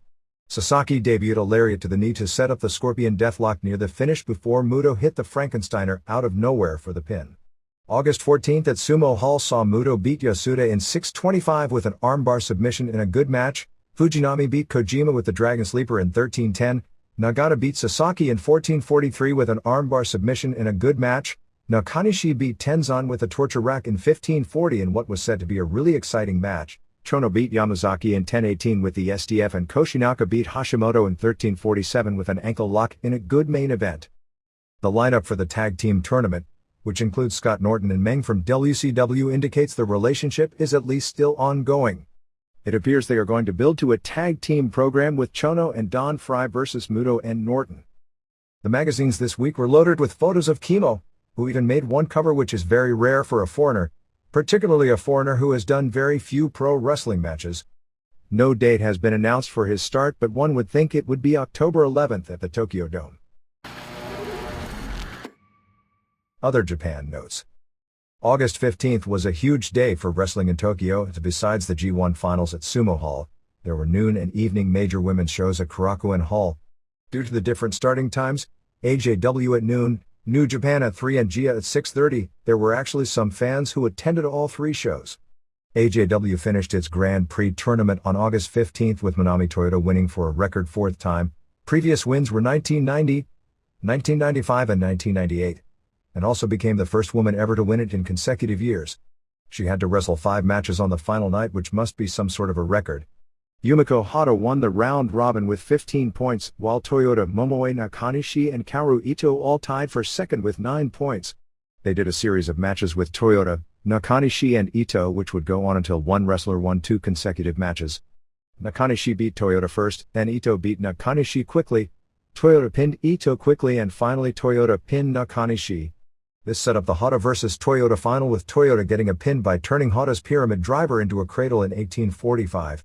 The win traditionally makes Toyota the top contender for the WWA title, currently held by Neo Ladies Kyoko Inoue. AJW will be holding its annual tag team tournament starting October 11th at Korakuen Hall and ending in December. And Kyoko and Takako Inoue will be in the tournament as a team. AJW also ran Korakuen Hall on August 14th with a series of matches to determine the final standings in the Grand Prix.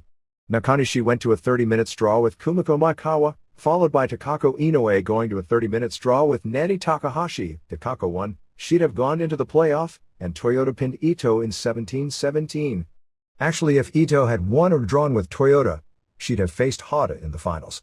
So the final winner was Toyota, Hata in second, Nakanishi and Ito tied for third, 9 points. Maekawa and Takako Inoue tied for 5th, 8. Takahashi 7th, 7. Tomoko Watanabe 8th, 6. And Miho Wakizawa 9th, 5.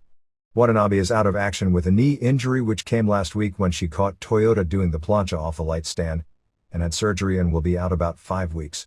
The shows did not draw well, as there were probably no more than 1,000 at the show on August 14th and 1st, 500 on August 15th. AJW is planning a Jackie Sato Memorial Show on September 29th at Tokyo Ota Ward Gymnasium, and they are planning on inviting Make Ueda, Nancy Kumi, Dump Matsumoto and Jaguar Yokota to attend the show. GIA, on the other hand, overflowed Korakuen Hall on August 15th with 2,300 to see the return of Akira Hokuto in her first match back since giving birth. Hokuto and Asia Kong and Mayumi Ozaki beat Chigusa Nagio and Tashio Yamada and Meiko Satomura in 14-17. Kensuke Sasaki left the New Japan G1 party to attend this show, watching his wife's first match in 18 months. Hokuto will be wrestling on the August 22nd GIA show in Hamamatsu, teaming with Chikeo Nagashima against Ozaki and Sugar Sato. CMLL ended its Sky High legend, Mil Mascaras, whose entrance music is the 70s song Sky High, tour on August 15th in Osaka, with Mascaras beating Grand Marcus Jr. before 970 fans to retain the IWA World Heavyweight title from the 70s Pedro Martinez/Eddie Einhorn promotion in the US. Mascaras gets a lot of magazine coverage because so many of the writers grew up in the 70s when Mascaras was the biggest wrestling hero aimed at kids. He still physically looked remarkable for a 61-year-old man, doing his famed flying body press finisher every night on the tour. Michinoku Pro ran a major show on August 13th at Sapporo Nakajima Sports Center with an announced 3,820 Fran Naniwa, who is the leading point getter in the current World Masked Man League, pinning Great Sasuke in the main event. Naniwa has 14 points while Sasuke and Tiger Mask, who had a 30-minute draw on August 15th in Aomori, are tied for second with 11 points. Mr. Aguila, WWF's Papi Chulo, has arrived this past week. Some more notes on Doc Chan, who is a very skinny masked man on this tour who is a blitzkrieg-like high flyer. Among the moves he's been doing are a running springboard shooting star press onto the floor and a move where he basically runs up a wall like in a Bruce Lee movie but comes off with a moonsault. JD will be holding a women's explosive barbed wire match with Shark Tsuchiya vs Yuko Kosugi on September 5th at Korakuen Hall, which to my knowledge would be the first time they've allowed that gimmick in that building. The August 14th San Francisco Chronicle ran a story about a book written by an American mobster in Japan. One of the stories talked about was the death of Rikitozen, saying he was stabbed in the gut in the bathroom, and came out with blood coming from the wound and got on stage at the club and started singing Mac the Knife, which is a true story, and mentioned how he died a few days later. It also mentioned about the mob connection to the pro wrestling business in Japan. Here and there. The World Wrestling Council ran its biggest weekend of the year, the 26th annual anniversary weekend, with the big show at Caguas Baseball Stadium, which drew 11,678 fans, headlined by Carlos Colon regaining the Universal title from Rey Gonzalez when Carly Colon, Carlos' son who was about to start wrestling, hit Gonzalez with a shovel. There were a couple of other title changes on the show as Mustafa Said of Gangsta's fame won the TV title from Glamour Boy Shane in a ladder match, and Black Boy won the WWC Junior title in a three-way over former champ Maelo Huertas and El Rockero. They also had a lights-out match with Invader No. 1 facing a newcomer called Invader del Milenio, entered for the new millennium, a gimmick that didn't last long since Invader beat him in 25 seconds and unmasked him as longtime jobber El Exotico, Felix Tapia. Abdullah the Butcher beat Tower of Doom in a lumberjack match with whips. They also did another match with Invader No. 1 versus Chicky Star, with the winner getting the contract of Huertas, Invader's brother. Huertas had been siding with Star, but helped Invader. However, when Invader went for a heart punch, Star moved and he gave his brother the heart punch. They also had a pseudo-celebrity type match with Njpw now Rabioso, Julio Franco, the spokesman for a water products company, one of the TV sponsors, who was attacked by prelim wrestler Bouncer Bob. Another angle on the show saw the return of Jose Rivera Sr., who hadn't wrestled for the WWC since 1983, but was Colon's longtime tag partner in the 70s. The first show of the tour was August 12th in Como before 1087, which had the unique distinction of being a show where every match ended via DQ. Pierre Roth Jr. no-showed the weekend, remaining in Mexico, as apparently there were visa problems with him coming back to Puerto Rico. The August 13th show in Manatí drew 2,422 for a main event of Colon and Rivera Jr. over Dutch Mantle and Gonzalez. The final anniversary show was August 15th in Mayagüez, which drew 5,236. Mighty Kodiak was also scheduled. He's one of the WCW tag team of Disorderly Conduct, but was denied permission by WCW to appear. The TV show on Saturdays is averaging about a 12 rating.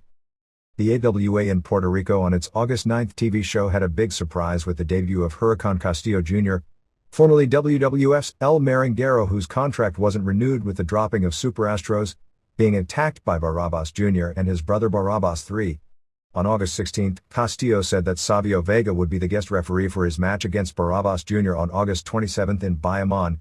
It's pretty clear that before Victor Quiñones starts his IWA, he's getting talent exposed with this promotion as coming starting August 26th are the Black Superman Tony Norris, formerly Ahmed Johnson in WWF, as a heel, Duke Dries, Mexican Minis Mascarada Sagrada, and Octagon Cheeto, Papi Chulo, billed as IWA World Junior Heavyweight Champion, Osiel Toscano, real name of Tarzan Boy EMLL, Armando Fernandez in WWF, and Ricky Banderas, real name Gilberto Correa. They also announced that Joe Don Smith, real name Jose Gonzalez, not to be confused with Invader No. 1 whose name is also Jose Gonzalez, would be at the shows. He's been suffering from cancer. Hugo Savinovich, who does Spanish announcing on WWF pay-per-view shows, was the announcer. Most of the crew that was the top talent with that promotion, including Supermedico Jose Estrada Sr. of early 80s WWF fame, and Jose Luis Rivera, a late 80s WWF undercard wrestler who also worked with Estrada in WWF as a tag team called the Conquistadors, recently disappeared over money problems. In Memphis last week, Steve Bradley won the Power Pro title by turning heel on Kurt Angle with help from Jim Cornette on August 7th at the New Daisy Theater. Cornette claimed Bradley had the ability to be a bigger star than either Shawn Michaels or Rock. Wolfie D did a leap off the top of the cage in a cage battle royal on that show. The August 14th TV show built up to an Angle vs. Bradley rematch with Brandon Baxter and Cornette in the respective corners. Bradley saved the title, getting DQ'd for hitting Angle with the tennis racket. After the match, Bradley did a leg drop off the top onto Randy Hales, with the racket over Hales' face. Stampede Wrestling is expected to start on weekly television in Alberta next month. The territory will be run similar to the old days, with a weekly Friday night show from the Pavilion in Calgary being used as the television show. Long time as in really long time, reader Greg Jackson will be getting married on August 28th, and we want to send our congrats. Missy Hyatt, 35, was married this past week in New York to a doctor who isn't involved in any way in the pro wrestling industry. Apparently there were some pro wrestling overtones when some of her family members found out midway through the ceremony she had converted to Judaism. Dr. Bob Bryla of Utica, New York sent a clipping of Jim Thorpe, who was renowned as the greatest athlete of the first half of this century in many if not most circles, who in 1950 was managing pro wrestler Sunni War Cloud. There was an article in the program about Thorpe that never mentions him wrestling professionally, which may indicate Thorpe worked as a manager in pro wrestling, but never as an active wrestler. On the subject of history, Kevin Von Erich appeared at a Superstars of Wrestling Indie show on August 14th in Sulphur Springs, Texas. He didn't wrestle, but he signed autographs, posed for photos, and was selling copies of his Von Erich family videotapes. Brian Christopher, who hasn't been around since tearing his ACL and undergoing surgery, showed up on August 15th in Nashville to do an angle. Christopher in his interview claimed that promoter Burt Prentice and Colorado Kid were roommates sharing a one-bedroom apartment and that he, BC, said he'd rather wake up next to a woman. He challenged Kid and his boyfriend. Also on the show, the Hot Shots, Cassidy O'Reilly and Air Paris, won the North American tag titles from the New South. Corey Williams and Ashley Hudson. Jerry Lawler also worked the show with Stacey Carter, beating Recon, subbing for Colorado Kid, in the main event. Christopher helped Lawler by giving him a chain when Stacey distracted special ref Bill Behrens before about 300 fans. CWA promoter Peter William merged with the VDB promotion to save the tradition of the 60-day Hanover, Germany tournament, which will feature Miles Zerno, Danny Collins, Christian Eckstein, Bernhard Van Damme, Karsten Kretschmer, Drew McDonald, Eddie Steinblock, Danny Royal, Eric Schwartz, Robbie Brookside, Johnny South, and Tony St. Clair. David Finley originally wanted to work the tour as well. Fred Blassie appeared at the Pennsylvania Championship Wrestling show on August 14th, which included a King of the Ring tournament won by Glenn Osborne, managed by Blassie, over Michael Modest from California. Blassie said the two biggest bums that he ever managed were Hulk Hogan and Jesse Ventura. Blassie was giving his legit opinion because he's always had a very low regard for Ventura. He said Ventura's book was probably filled with a lot of blank pages because he's the biggest liar he ever met. He said he loved the McMahon family, even Vince Jr., because they've always taken care of him. Northeast Championship Wrestling on August 25th in Meadville, Pennsylvania at the County Fair has Jimmy Snuka, King Kong Bundy, Sergeant Slaughter, Tom Brandy, Doink the Clown, Demolition Axe, and Cousin Luke. Dory Funk is training 19 wrestlers this week coming from around the U.S. and even England, including Amy Dumas, who worked some ECW shows of late and from Music City as Angelica and is said to be a good worker originally trained by the Hardy Boys. The second Extreme Pro Wrestling show will be August 27th in Reseda, California with Big Dick, formerly Big Dick Dudley, teaming with porn star Jason St. Clair. They are also billing it as the U.S. debut of UFO, with Justin McCulley vs. Lee Young Gun. They also issued a press release regarding the item listed here regarding Dan Farron. The company is run by Rob Black from the porn industry along with Kevin Kleinrock, Pat Hernandez, and Darren McMillan, Dynamite D, all of whom have worked with Farron. The claim is that Farron, who had reached an agreement to handle the dressing room, was then told he wasn't going to be used because he was part of the NBC's Secrets of Pro Wrestling special. They claim Farron wasn't dropped directly because he was involved with the special, but because since he was, and his job was to run the dressing room, and since the person running the dressing room needs to have respect of the boys and the boys didn't respect him, because he exposed the business. Media Week had a short item this past week saying New York-based syndication house Mark Anthony Entertainment would be joining with Las Vegas-based Strong Arm Sports to form a new group called WXO Wrestling, to be launched for syndication in January. The only thing we've heard about the package is that Ken Resnick, who has left Roller Jam, will be the announcer for the group. There are rumors floating that they are trying to get Jim Hellwig to be their top attraction. The Memorial University of Newfoundland this September will be holding a class on the appreciation of pro wrestling. MMA UFC Japan announced its debut show for October 2nd at Tokyo Bay NK Hall. All that was announced is that appearing would be Yoji Anjo, Keiichiro Yamamiya of Pancrase and Dayu Takase, who got destroyed by Jeremy Horn at the last UFC show, along with an amateur wrestler named Yano Masutatsu. There will be a 4-man tournament plus 3 super fights. Main event for the August 26th International Vale Tudo Championships in Sao Paulo, Brazil is Carlos Barreto versus Gary Myers. A lot of people are taking the press statement Bob Merowitz made last week regarding the future of UFC even if it doesn't get approved in Nevada as a sign that it won't be getting approved in Nevada, which leads to a lot of skepticism about a possible comeback. Satoru Sayama's Seikendo promotion in Japan is running shows on September 21st in Fukushima, September 24th in Yamagata, October 3rd at the Tokyo Ariake Coliseum, which will have to be a major show with some names, and October 24th at Osaka Furitsu Gym, which will be headlined by Arturo Mariano of Brazil against a Russian Vale Tudo champion named something approximating Mikhaila Betishin. 2 more matches were announced for the September 18th Pancrase pay-per-view show. Sanae Kikuta vs. Eddie Millis. Not familiar with him, American under Pancradion Vale Tudo rules, and a Pancrase rules match with Yoshiki Takahashi vs. Asami Shibuya. ECW. It appears the first TV taping for TNN on August 14th in Toledo was a major behind-the-scenes letdown and morale is bad, but in a different way from months ago. No paychecks are bouncing, although there are people late in being paid, but houses are down and few shows in recent weeks have reached the approximate break-even figure of 1,700 paid. There was at least late in the week a tentative plan for some major happenings on the TNN show, at one point a plan for Jerry Lynn to win the TV title from Rob Van Dam on the first show and Van Dam on the next show to win the heavyweight title from Taz. This was before Taz signed, and when he did, that idea was dropped. The actual story on Taz negotiations with the WWF were that Brad Small, who said he was representing Taz, had called both WWF and WCW. He asked for $450,000 per year and a maximum number of dates. WCW never even responded. WWF responded with a no thanks, but eventually did counter with a lowball $200,000 downside guarantee offer, and that was where it ended. Taz himself supposedly never even spoke with either Jim Ross or Vince McMahon. Daily Variety played the story up as if TNN had anteed up a 7-figure 3-year contract to get Taz to turn down lucrative offers by WWF and WCW. Top money in ECW is $3,000 per week. Taz was earning in that range, and may have gotten a raise out of this, but the idea there was an aggressive bidding war for his services is pure fantasy. They did a title change on the first show by having Bubba Ray and Devon Dudley win the tag titles on August 13th in Cleveland, and lose them back to Balls Mahoney and Spike Dudley in Toledo. Even with the hype of the first TNN taping and it being the ECW debut show in Toledo, they had to heavily paper the house to get a full house in a 2,300-seat building. About $1,500 was paid. Joey Styles and Joel Gertner did the opens, although the commentary was not done live in the building. The plans for ECW to debut with history of ECW-type shows on August 13th and August 20th was dropped, and TNN ran Roller Derby 1 hour earlier and showed a replay of one of those motorsports shows to fill the vacant time slot.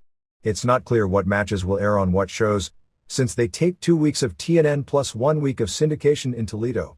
Giant Kimala 2 is now using the ring name Uganda. Lance Storm couldn't work because on August 12th in Columbus, Ohio, which was his first match back since his injury at the ECW arena, he was power slammed wrong by Rod Price and his shoulder was messed up. This led to Heyman booking a Justin Credible and Van Dam vs. Sabu and Jerry Lynn match, which ended with Credible getting pinned. They did a Jazz vs. Steve Corino match for syndication, Jazz winning of course, since man-on-woman violence isn't allowed on TNN.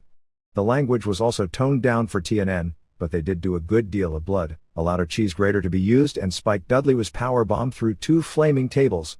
The other weekend shows saw 700 fans in Columbus and only 1,000 in Cleveland, in a 2,400-seat building they've always packed in the past. Part of the reason for weak houses is the advertising budget has been cut back. Van Dam was the only wrestler who was really over with the crowd in Toledo, which was hot for the first match or two but dead the rest of the way. The tag title change was said to have been decent, but it got boring because it was too long. Tajiri beating Super Crazy was said to have been good, but nowhere near the quality of the matches they had earlier in the year.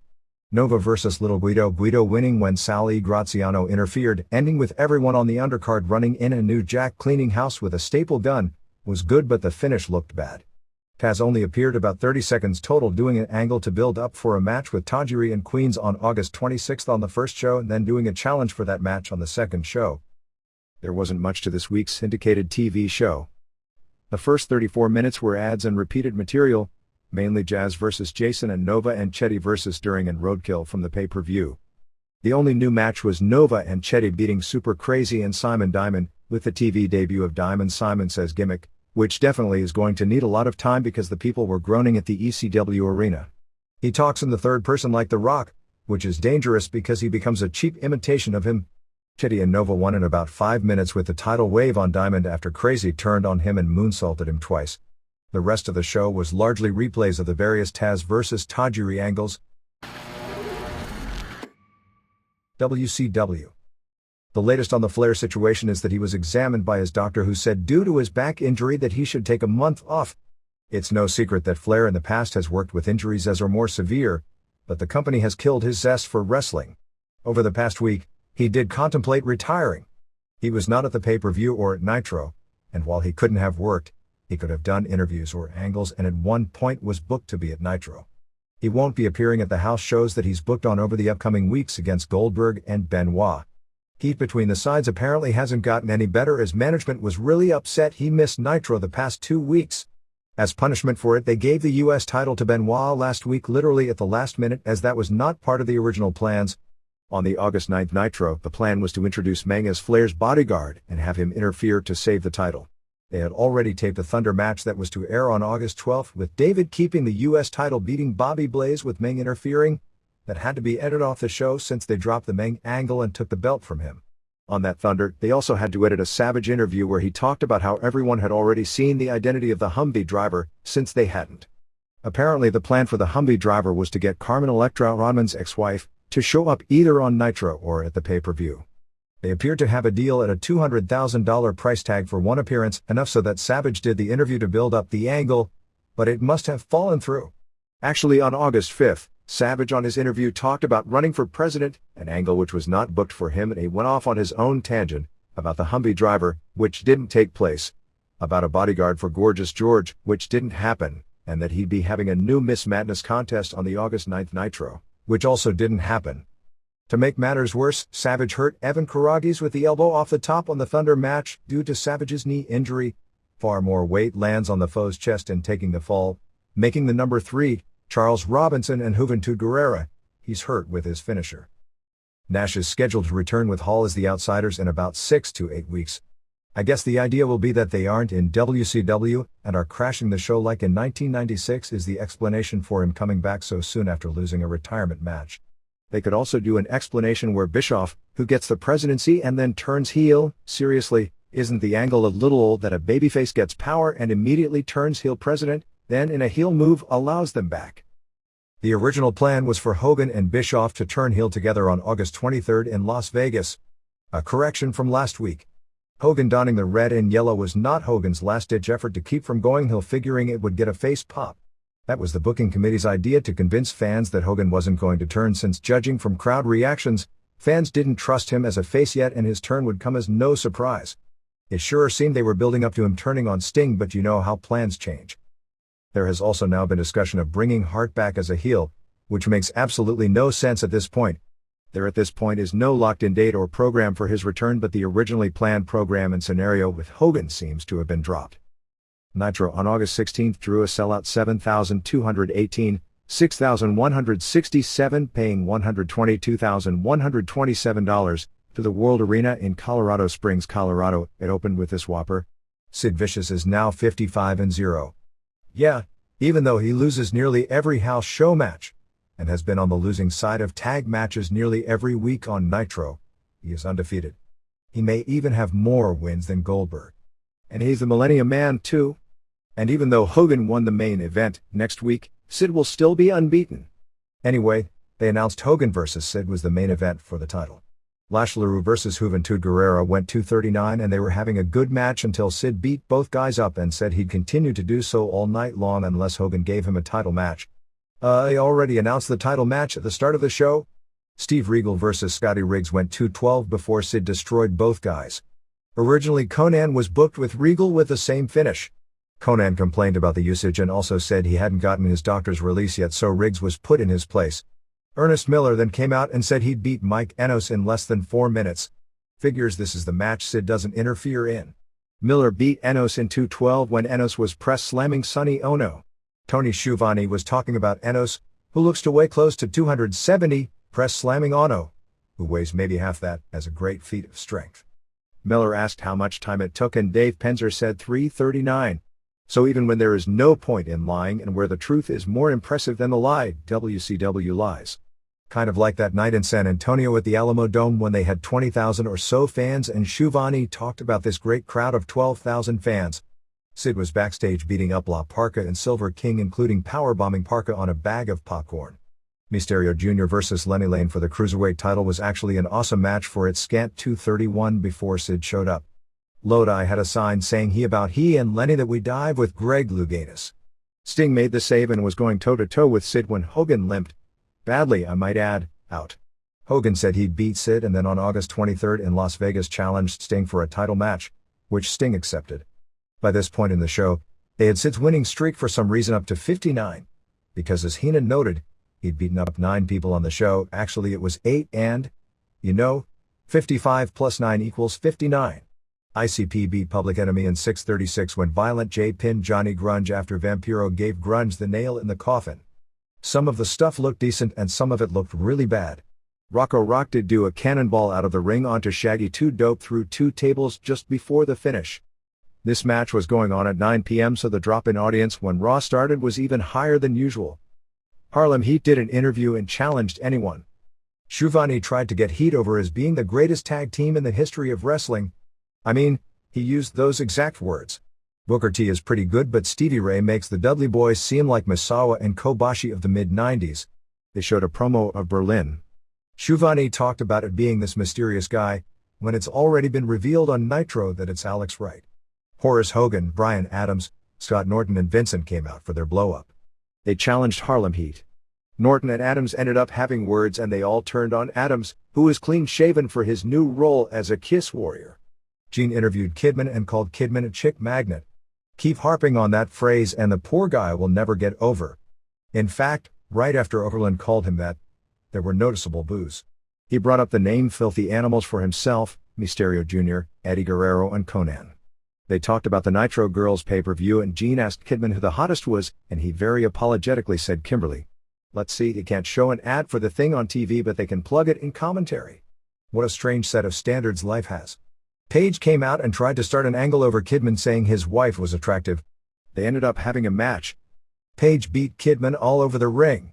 Paige had him pinned several times and picked him up to deliver more punishment. Kidman snuck behind him and cradled him at 3:20. Paige gave the ref a diamond cutter and Kidman a diamond cutter.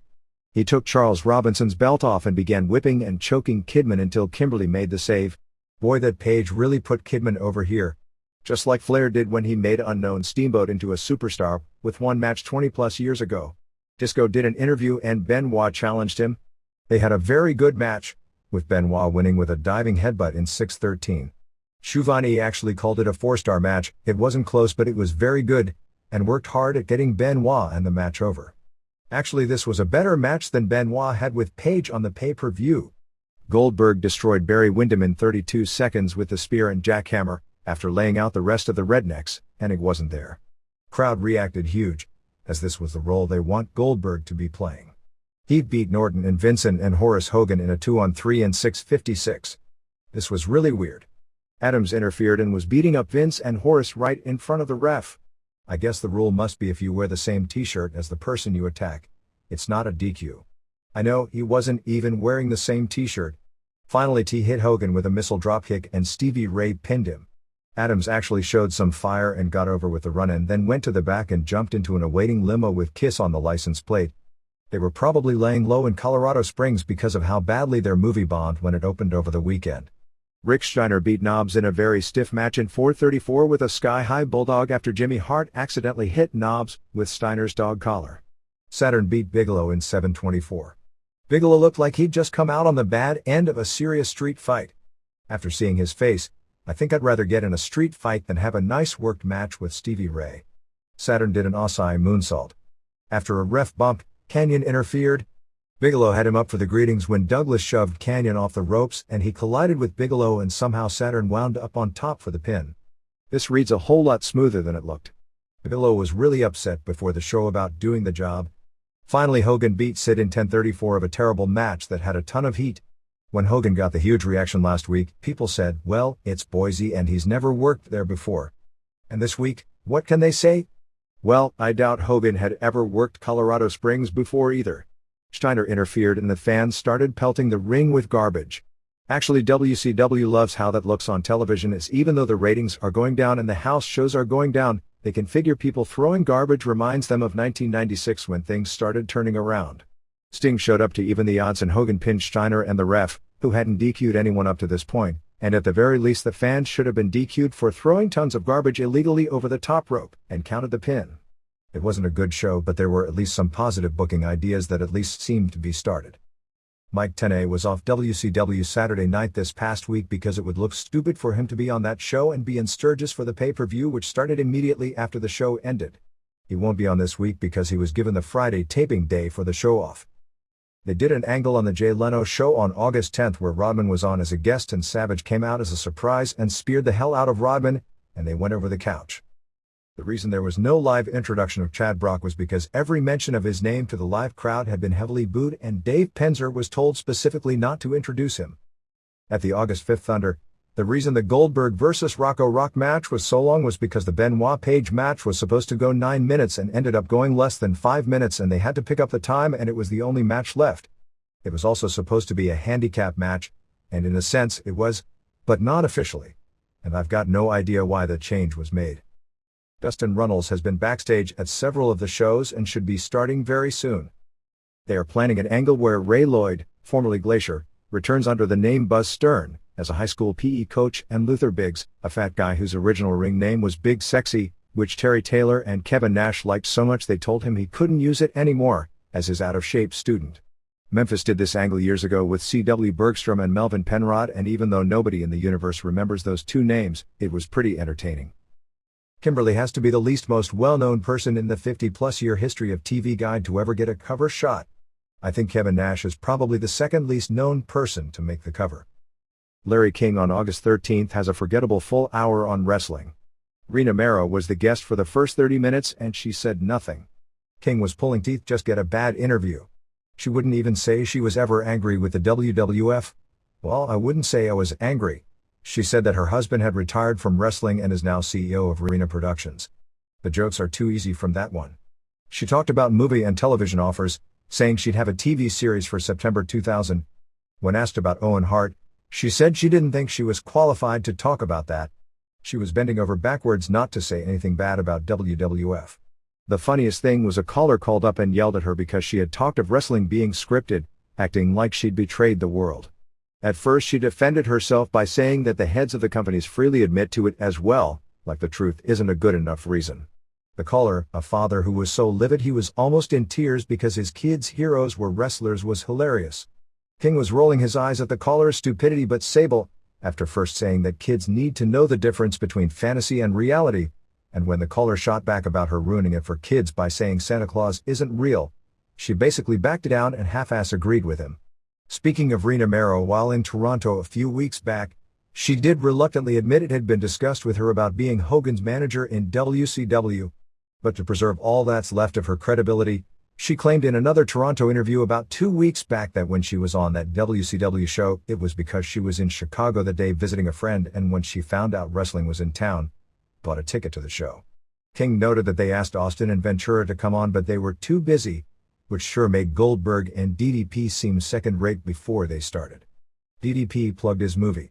Goldberg plugged his, although King was shocked to find out he even had one. DDP was a typical jive-talking BS con guy. Goldberg came off like a guy almost embarrassed about his success but a good guy overall. Page put Rena Mero over big time. Goldberg, Page and Rena Mero all said that wrestlers should have a union. Page said he'd only be wrestling a little more than 2 more years before retiring. I think there's a rule that every wrestler has to say that on a talk show. Billy Graham attended the WCW house show in Phoenix last week. Sting on the TV Guide channel, when asked about coming from the ceiling, said that because of what happened to Owen Hart, to do so now would be disrespectful. Plus, he said he'd have to think twice about doing it because of the safety factor. A correction from last week. Power Plant developmental guys Shannon Moore and Shane Helms are not Christian York and Joey Matthews. All four worked Music City as the Backstreet Boys, but they are two different teams. Moore and Helms are their real names, and York's real name is Jason Spence and Matthews' real name is Adam Birch. Little Jeannie, who appeared on Nitro last week, is Jeannie Durso, a Johnny Rod's student from New York. The lawsuit that WCW filed against WWF regarding restraint of trade because of the contract WWF signed with High Road Production that wouldn't allow Wrestling with Shadows to air on a Turner station was thrown out of court on August 6. Mark Madden, on the web broadcast of the Hogan-Nash match, instead of calling it Loser Must Retire, was calling it Loser Gets Time Off. Psychosis should be unmasking shortly. There is more talk of a formation of a new group with Brad Armstrong, Psychosis, Juventud Guerrera and Chavo Guerrero Jr. with Armstrong as the spokesperson. Apparently standards were relaxed on Nitro to where the word ass is acceptable, which gave Hogan his new say your prayers, eat your vitamins and kick some ass catchphrase. David Finlay underwent a second operation because after the first operation he still didn't regain feeling in his lower leg. WCW has talked about bringing back Jim Neidhart. The only regular house show of the past week was August 15th in Salt Lake City, which drew 4,668, paying $91,114. Main event was Goldberg over DDP. To keep Sid's win streak alive, the Sting vs. Sid match was turned into a tag match with Booker T and Steiner involved, and Steiner did the job.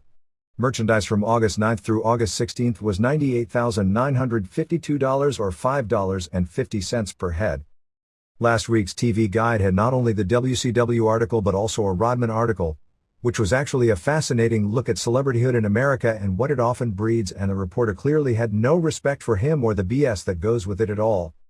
The July 19th Rockford Register-Star had an article on Rockford-born Gorgeous George, real name Stephanie Bellers. The funny part of the article is that in doing the background research on her, the newspaper uncovered her criminal record. They noted that WCW, Savage, her father and George broke off all communication with the paper when they discovered it. Bellers, 23, spent time in jail as a teenager for burglarizing a home and slashing a girl's face with a broken beer bottle. Her dream was to be a Hollywood makeup, not make-out, artist. She moved to Florida in 1997 and met Savage there. Bellers considers herself a positive role model for young girls. She really said that, and notes how her 6-year-old son loves seeing her on TV and she'd never wear any ring costume that wouldn't be appropriate to wear in front of her son. Gary Wright, a man who supplied her to local area bars as a stripper, said she was a good dancer, but in that business, personality is more important, and she wasn't outgoing. Swole, Randy Thornton, was arrested for speeding and held when it came out he was months behind on child support. Raven has been very vociferous about his unhappiness with the promotion. He's about 1 month away from returning to the ring. He was on Mancow in Chicago and ripped the company, claiming they use camera tricks to make it appear some wrestlers aren't as over as they really are, and talked about the same problems everyone talks about. He also went on the ECW website and said he'd rather be working for ECW. He's told a lot of people that when his contract is up, which is about 10 months away, he's gone. WWF, a couple of other changes to the SummerSlam lineup. The hardcore title match will be a three-way with Road Dogg added to the mix with Al Snow and Big Boss Man. While this was not announced yet on television and wasn't definite as of the last word, they were considering some form of a tag team elimination match or battle royal type event, basically just to get everyone on the card. The teams talked about for the event were the Brood, Hardy Boys, Acolytes, Hollies, Val Venus and Godfather, and Draws and Prince Albert, although none of this was confirmed. The December 12th WWF pay-per-view show will be from the NCR Center in Fort Lauderdale. Tickets for the Royal Rumble, which will take place on January 23rd, will first be put available on December 4th at the event at Madison Square Garden. WrestleMania next year will be from the Anaheim Pond. WWF, and I presume WCW will as well, will be advertising a lot of the house shows for the remainder of the year as the final shows of the millennium. As it turned out, Steve Austin didn't present an award at the Teen Choice Awards because he ended up winning the Favorite Wrestler Award. Other nominees were Goldberg, Rock and Undertaker. WWF sent Deborah to be the presenter along with Mini-Me from the Austin Powers movie. Davey Boy Smith officially signed his new contract on August 12th in Stamford, Connecticut, and on that day he and wife Diana Hart Smith did a lengthy interview taped for television with Jim Ross that I presume will start airing on August 23rd on Raw. This apparently is designed to turn into a very controversial segment because it's supposed to be something of a shoot interview. The idea appears to be that he'll do about a month worth of clips on Raw and start in the ring around October. Publicly up to this point, Smith has not really criticized the remainder of his family but has somewhat stayed out of the situation, but there is a family rift over it and privately things aren't nearly as smooth as hinted in one of Bret Hart's columns. Reports are that Smith looks like Scott Steiner, 250 and ripped, which is amazing on a lot of levels. I saw a photo of him this week in a Japanese magazine and he looked huge. He's saying that his knees are 100% for the first time in a long time. His back isn't 100% but he's saying it's good enough to get by. Barry Werner, who will be editing the WWF magazines, is actually the sports editor of the New York Daily News. It's always fascinated me how the Daily News, which is something of a rival to the Post, which has Phil Mushnick's column, bends over backwards to run favorable stories about the WWF. Sports Illustrated has gotten a ton of pro wrestling references in the past 2 weeks. There was a photo of the 1976 Ali vs. Inoki match talking about famous made-for-TV confrontations in sports. There was a scorecard item on Jesse Ventura, largely with the head of the Minnesota Republican Party ripping on him for doing the wrestling gig and for basically doing nothing at the legislative session. There was a TV graphic noting that the showdown at Sherwood, Tiger Woods vs. David Duval, beat Raw by 65%, which is a totally misleading stat. The real honest figure is 18%. You get 65% by including the non-cable homes that don't get Raw in the first place, which isn't a fair comparison. There was a column that mentioned the Sable lawsuit, which actually was making fun of how the media has covered women's sports since the World Cup, making note that both Entertainment Weekly and Time, which are run by the same company so you have to give them credit for ripping them, that never cover real women's sports, covered the Sable lawsuit, and made fun of her for suing on the grounds she did since she's posing again in Playboy. There was a story on Sable this week in the Canadian press where it says she's touring with her publicity agent billing her as the fittest woman alive. This no-talent artificial body, who giving her her due, probably does train hard, is running around acting like she got this huge settlement. All she got was the right to use the name Sable in Playboy spreads and an agreement that the real settlement can't be released and that they can't say anything negative about her. Austin will appear on Conan O'Brien on August 19th. August 22nd may be the last arena-style Heat show. Heat starting August 29th will be a magazine format show, but I'm not sure what they'll do as it regards Heat on pay-per-view nights. The plan for Jericho is for him to continue to interrupt interviews with the different stars. His first program may be with X-Pac, but he'll start for sure working with a top-tier wrestler. Mick Foley filmed an episode of ABC's Boy Meets World last week. Some new angles from TV this week. Gangrel is calling the Hardy Boys, who he's joining with, the New Brood. Blue Meanie, who has dropped a lot of weight, is back on TV with Stevie Richards, and it appears they are going to be Big Stevie Cool and the Blue Guy, which was pretty funny about 2 years ago and has long since run its course. It's hard to parody two guys who have long since become parodies. A correction from last week on the report of the Heat show that aired on August 15th. It was Big Show and not Kane who choke-slammed Bob Holly. Bob and Crash, Aaron O'Grady, Holly are billed as cousins, not brothers. O'Grady's physique sure looks a lot different than when he was in Memphis. Shawn Michaels will be working 3 days a week as a TV sportscaster for Ken's TV in San Antonio, covering high school sports. Some notes from the August 16th Raw show. Undertaker sure was doing a boring interview before Jericho interrupted. It was clear Jericho is already like a god to about 20% of the audience after one appearance, which means probably the rest will catch on pretty quick. Jericho will be appearing this week, to do an interview but not wrestle, on the WWF house show in Winnipeg. Jerry Lawler is actually getting a lot of serious endorsements in his mayoral bid. A&E's biography is not only working on a show on Owen Hart, but also shows on Austin and Foley. UPN is spending $4 million, 40% of its total promotional budget, to promote SmackDown. The network is going with the idea that the show is going to save a network that pretty well is dying at this point. UPN has publicly said that the show is the network's top priority. A lot of TV writers are noting the addition of SmackDown and ECW on TNN could lead to overexposure. Paul Heyman's response is that he is doing a show based on in-ring rather than out of the ring, and thus what they, other guys, are doing that is already overexposed isn't what he's doing. Vince McMahon's claim is that his show isn't wrestling, so he's not overexposed. We're not wrestling. We've never been wrestling, and we refuse to be placed in the wrestling category. That's Ted Turner's business, and I guess it's the guy on TNN's business, said McMahon. There's no point even wasting space with how silly that quote really is on so many levels. McMahon also claimed that SmackDown would within 6 months be the third highest rated show on Thursday night, which means it has to beat out Friends, ER or Frasier by then. Second in 1 year and challenging for the highest rated in 2 years. Good luck. Phil Mushnick ripped UPN President Dean Valentine in this week's TV Guide. It was a very well written article. The kind wrestling fans will probably hate because the points he made aren't even debatable. Mushnick called Valentine to task for saying the WWF was an incredibly mild form of entertainment, saying even WWF fans know that isn't true and that if it was, it wouldn't be drawing the ratings it does and Valentine wouldn't be interested in airing it without those ratings. At the press conference in Minneapolis, Ventura was asked if he thinks Minnesota should have similar regulations of wrestling as Oregon. Ventura said he thought drug testing was unconstitutional. That's like me saying I think abortion is unconstitutional after the Supreme Court has already ruled that it isn't. He said he's not an advocate of drug testing unless there is probable cause. This is the same person who told me specifically in 1993 that 90% of the wrestlers who are making money are using steroids. I guess testimony at 2 federal trials and his own knowledge of wrestling, bodybuilding and the drug scene in it, some gyno here and there and look at so many of the physiques also doesn't constitute probable cause. Seriously, I have no objection to his belief wrestlers shouldn't be drug tested, but if he has that belief, he should also be consistent and work toward getting the NFL, the NCAA and the IOC, not to mention numerous other jobs, to stop drug testing their athletes and employees because it would have to be every bit as unconstitutional. We're caught up on house show figures. August 5th in Daysville, Virginia drew 4,364 paying $130,510.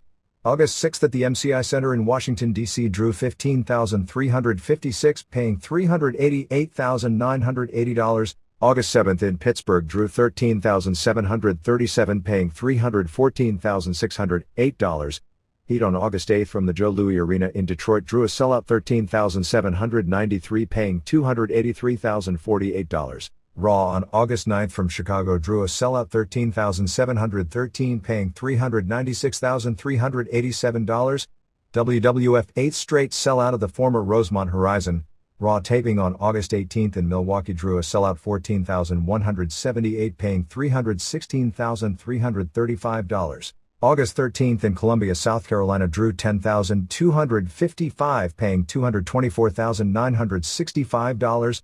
August 14th in St. Louis at the Kiel Center drew 12,100 paying $333,429, and August 15th in Peoria, Illinois drew 7,529 paying $172,297. Merchandise at this point is running at about a $5.97 per head average. With Austin out, the house shows, scheduled as 6-man's on top, saw Rock replace Austin teaming with Kane and X-Pac to beat Undertaker and Triple H and show Triple H doing the job, except in Peoria where Undertaker had the night off and Bossman took his spot. The Reader's Pages. Hall of Fame. This year's Hall of Fame voting looks to be one of the toughest when it comes to deciding who deserves to be inducted more. If you were to put people in based on just merit alone, I think the list would be 1. Eric Bischoff, based on the fact he caused a major change in wrestling with the creation of Nitro. 2. Masahiro Chono, New Japan's definitive and probably most popular superheel.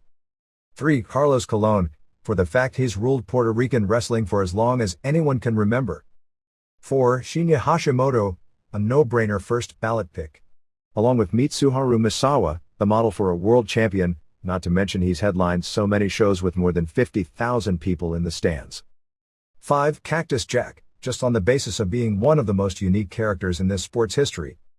6. Jushin Liger, another no-brainer. The man who is most responsible for the change in many styles of wrestling which created athletes who can compete in any style at the highest level. And he's probably been in more 4-star matches than any other wrestler ever, and continued to be even after injuries caused his style to change. 7. Shawn Michaels, the last no-brainer candidate. While hated by many, he was without question the wrestler who will always be synonymous with the best U.S. matches of the 1990s. While some would argue for Bret Hart because of the early 90s, from 1994 on, Michaels was the best athlete in U.S. rings. 8. Fabulous Moolah, she should be in just for being Moolah.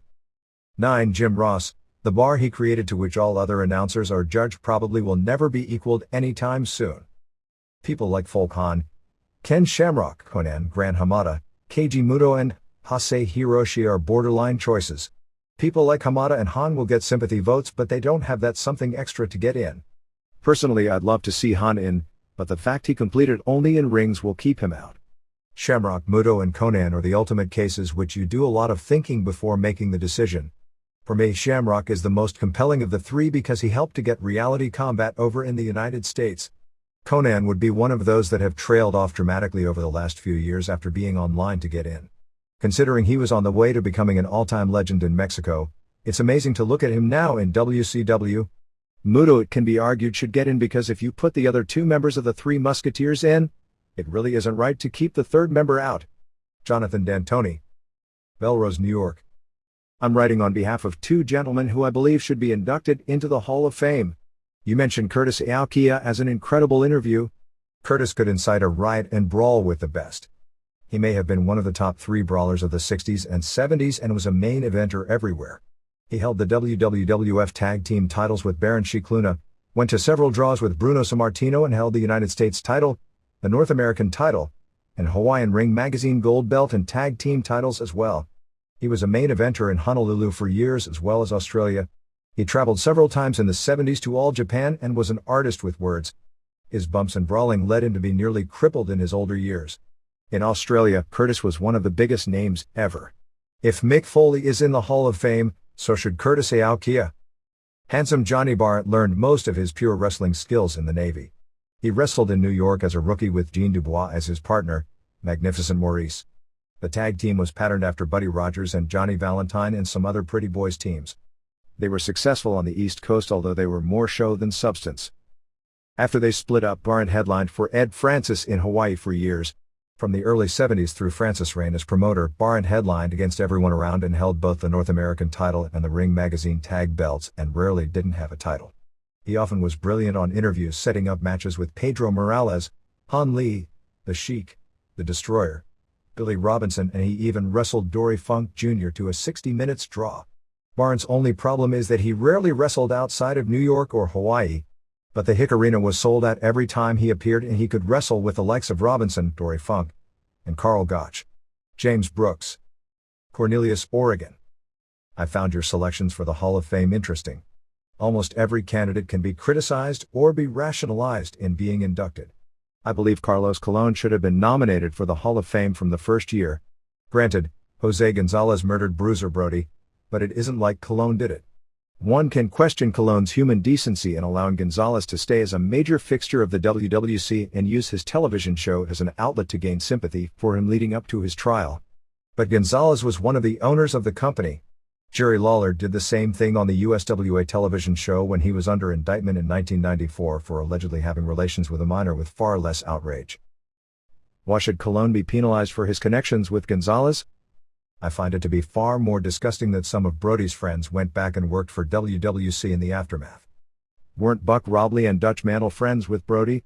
They had no problems accepting booking jobs and being employed as talent with a company partially owned by Gonzalez. Wasn't Victor Quiñones involved in booking Gonzalez in Japan for FMW based on his notoriety as Brody's murderer? One can bring up many other names who continued to work for WWC that were friends with Brody. I find that more disturbing than Colon's connection with Gonzalez. Most people would have qualms about being associated with a murderer who killed a work acquaintance. The only difference is Colon is being the exception. Granted, he was the top star and could have easily rallied the company to expel Gonzalez from the company. But he didn't. That's the only problem I have with Colon, unless he was involved in the cover-up of the murder.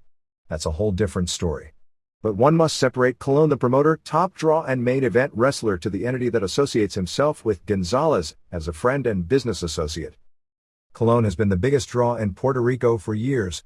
He was a consistent draw, similar to what Dick the Bruiser, the Sheik, and Jerry Lawler were in their respective territories. They all remained the top stars in their companies until their companies closed. Colon's company is still alive. Granted, it doesn't draw the money it once did, but they've done a good job of keeping opposition from maintaining a foothold in being the dominant wrestling company on the island. Colon is probably not a credible worker at this point, but I base this on a presumption. Most US fans haven't seen tapes of Colon since the 80s, which were his glory days as a draw. No wrestler has been able to replace Colon in the top spot, even when he retired in 1993. No company in Puerto Rico has been able to produce any kind of a drawing card since Colon in his heyday. That's a main reason Cologne should be inducted. Jushin Liger is a definite. He's been a top worker for 11 years and was able to change his style as he got older without any complaints. He's still one of the best workers in the world. I remember being a Liger fan instantly in 1991 based on a 1-minute highlight package on a WCW TV show. He got over instantly in Mexico in one match at Triple Mania in 1994. It took Liger only 1 minute to win over an audience that was used to some of the best flyers in the world. Conan is an interesting choice. Granted, he's an average worker and a mid-card wrestler in WCW today. But he's one of the most important figures in Lucha Libre when it comes to both company politics and drawing power. He was very instrumental in bringing in the talent when AAA was formed in 1992. He was a top draw in Mexico for most of the decade until he became a full-time worker in WCW. He was at one time one of the top draws in the US in 1993 and 94. He headlined practically every AAA show in California during Lucha Libre's hot period in the United States. He was instrumental in building AAA and also in destroying any jump to Promo Azteca, and was able to lure almost all of the top AAA talent to go with him. He also drew 48,000 fans for the first Triple Mania in 1993. I find it difficult to pick most of the remaining wrestlers that you picked on your list who were top workers in the US in the 80s or 90s. I base this on most of them burning out too fast or having brief runs on top that were only 3 years. Granted, Satoru Sayama's big run was only 3 years, but he's one of the greatest wrestlers ever in my opinion. Eric Bimbin. Howard Beach, New York. I think the 4 new Hall of Fame inductees are undisputedly deserving. Would it be out of the question to consider Michael Hayes and Terry Gordy, as well as Buddy Roberts, or as the Freebirds? I think the gimmick had enough strong years under its belt to overlook the dismal late 80s period with people like Jimmy Garvin, Bad Street, and Little Richard Marley.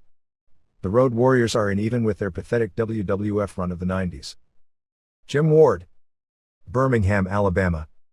Anorexia. I just wanted to say thank you for your comments about Francine a few weeks ago. The problem of women starving themselves is not restricted to women on television getting close to 30. I see so many teenage girls today who should be glowing with natural good health, and instead they have the gaunt faces of famine survivors. 2 girls have fainted in the last 18 months at the store that I work. I picked one up and was afraid her bones were going to snap in my hands. A lot of people seem to think the problem has been addressed because there have been TV movies about it, and now it only takes place among gymnasts and models.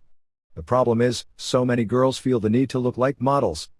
I would imagine that anorexia and bulimia are at least as big and as deadly a problem among women as steroids are among men. Actually, probably a much bigger problem. There is a book which is supposed to be published this fall or winter called From Roller Derby to Roller Jam. I don't remember the author. No doubt it will mostly be a promo for the current product, but I'm hoping it will be a decent look at the glory days as well. I find myself watching very little wrestling on television these days from the US companies. WCW has thrown away the cruiserweights, one of their greatest assets. Vince McMahon only had interest in them when he thought it was part of the answer of how to catch Nitro in the ratings.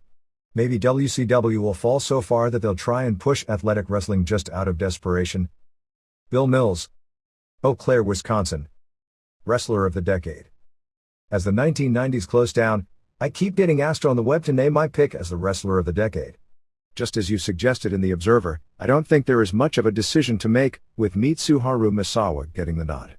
Nonetheless, since I've maintained a very large tape list over the years, using The Observer match ratings when possible and my own when not, and decided to write a program that would search the list and tally all the 4-star or better matches of the 90s. The list includes All New and All Japan television through June and American television. For the record, I saw pretty much every All Japan, New Japan, WWF and WCW television show, a lot of All Japan women and other Japanese fare from Michinoku to Big Japan, as well as a fair bit of other American stuff. Herb Kunz. Waterloo, Ontario. DM. The wrestlers on the list for the most 4-star matches of the 90s was Misawa with 97, followed by Kenta Kobashi with 90, Toshiaki Kawada with 80, Jushin Liger with 72 and Manami Toyota with 62. However, Liger had 41 4-star singles matches, the most on the list, with Misawa second with 31, Kobashi with 30, Kawada with 27 and Chris Benoit and Toyota with 25. The list is dominated by Japanese, with the top 25 wrestlers all either Japanese or wrestlers who primarily wrestled in Japan. Benoit, Steve Williams.